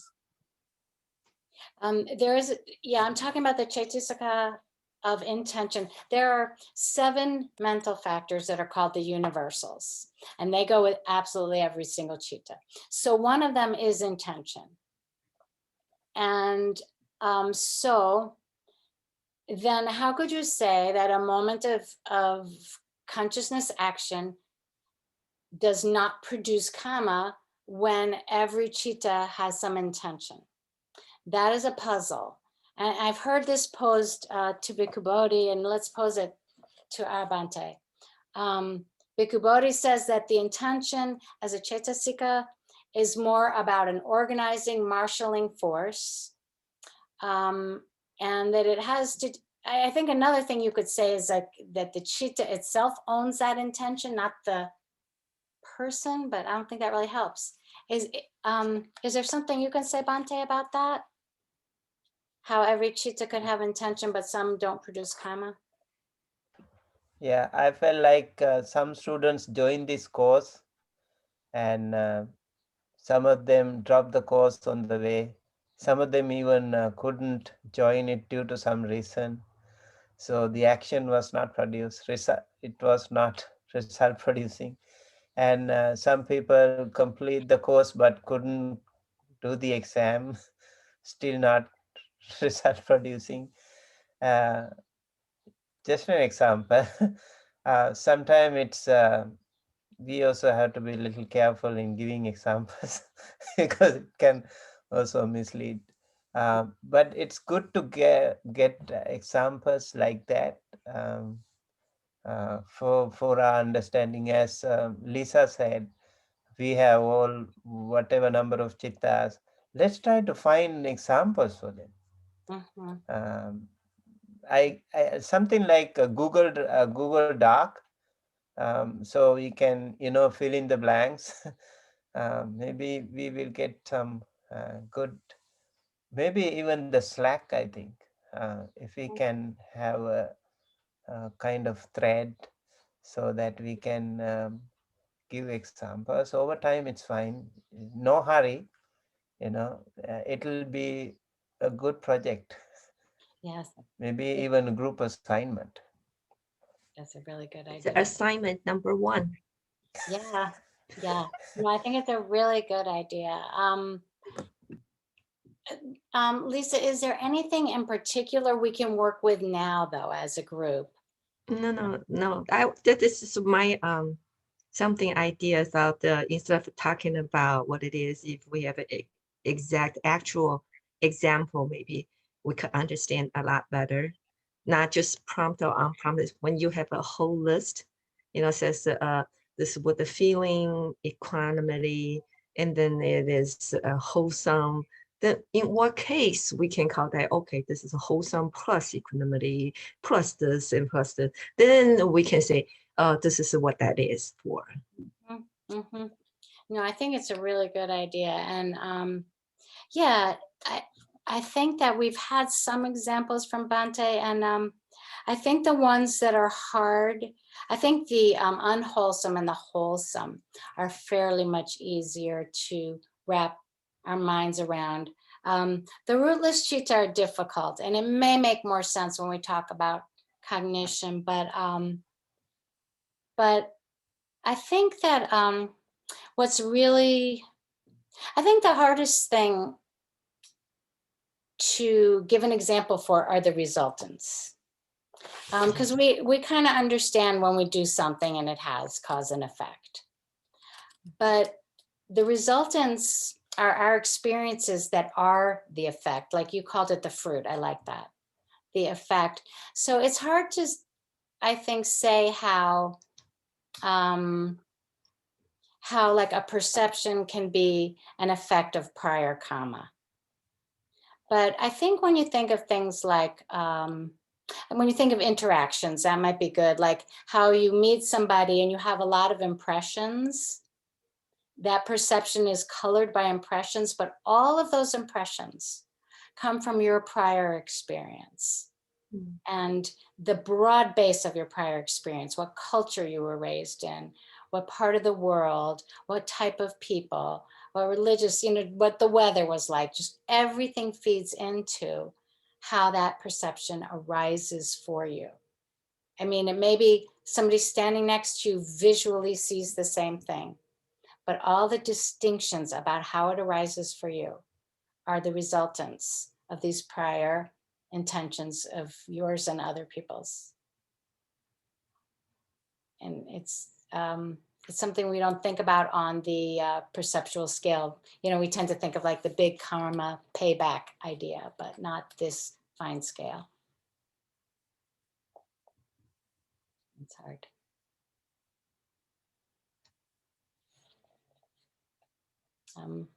Are there any other questions? About this part, or any thoughts, Bhante?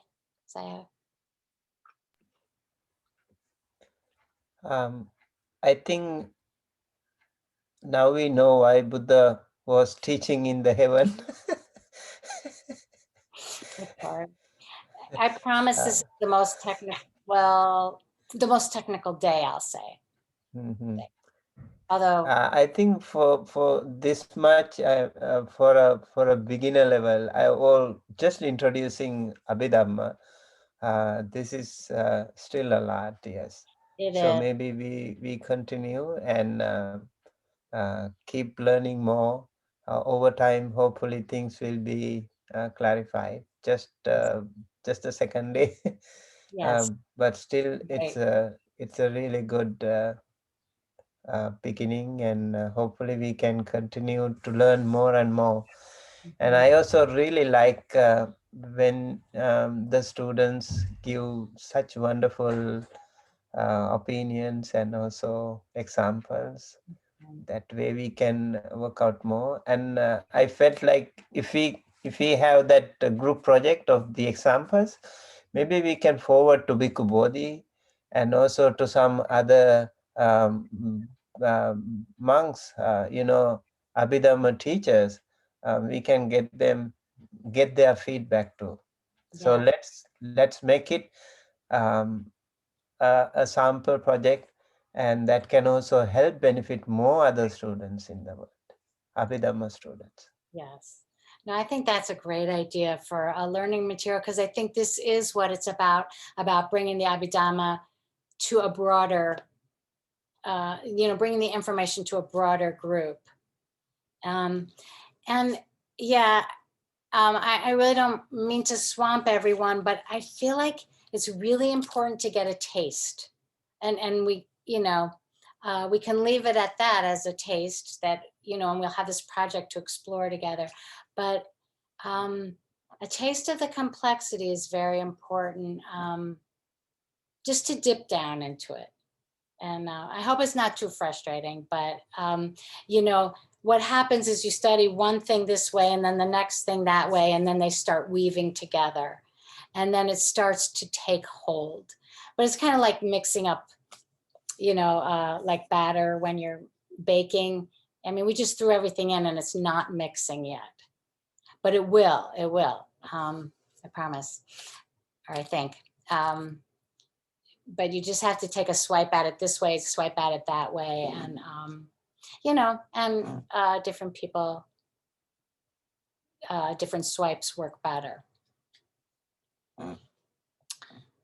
So I'm feeling like it's a little early, but maybe we should break now and we could come back early. Does that feel good to you all? Okay, so like, let's just do the same break, but it's 10:40. Would that make sense? Is everybody able to come back 20 minutes earlier, or do you have things that you need to do? You're okay? Okay, so normally we would come back at 3, is that correct? And then we'll come back at 2:40? Yeah, that's fine. Okay. I apologize. Sometimes I might miss the afternoon session, at least for a while. I have some other thing to do, but I will try my best. At least, you know, just audio mode. I will try to be intact. That would be so helpful. Your presence is majorly helpful. Yeah.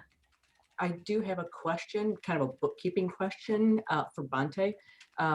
We have, I guess, 2 assignments for this class, and there's no due date on the schedule for those 2. So if we could come up with that. A lot of us have to do a lot of juggling and scheduling. So we want to get those done. Yeah, thank you for the reminder. We'll work on that.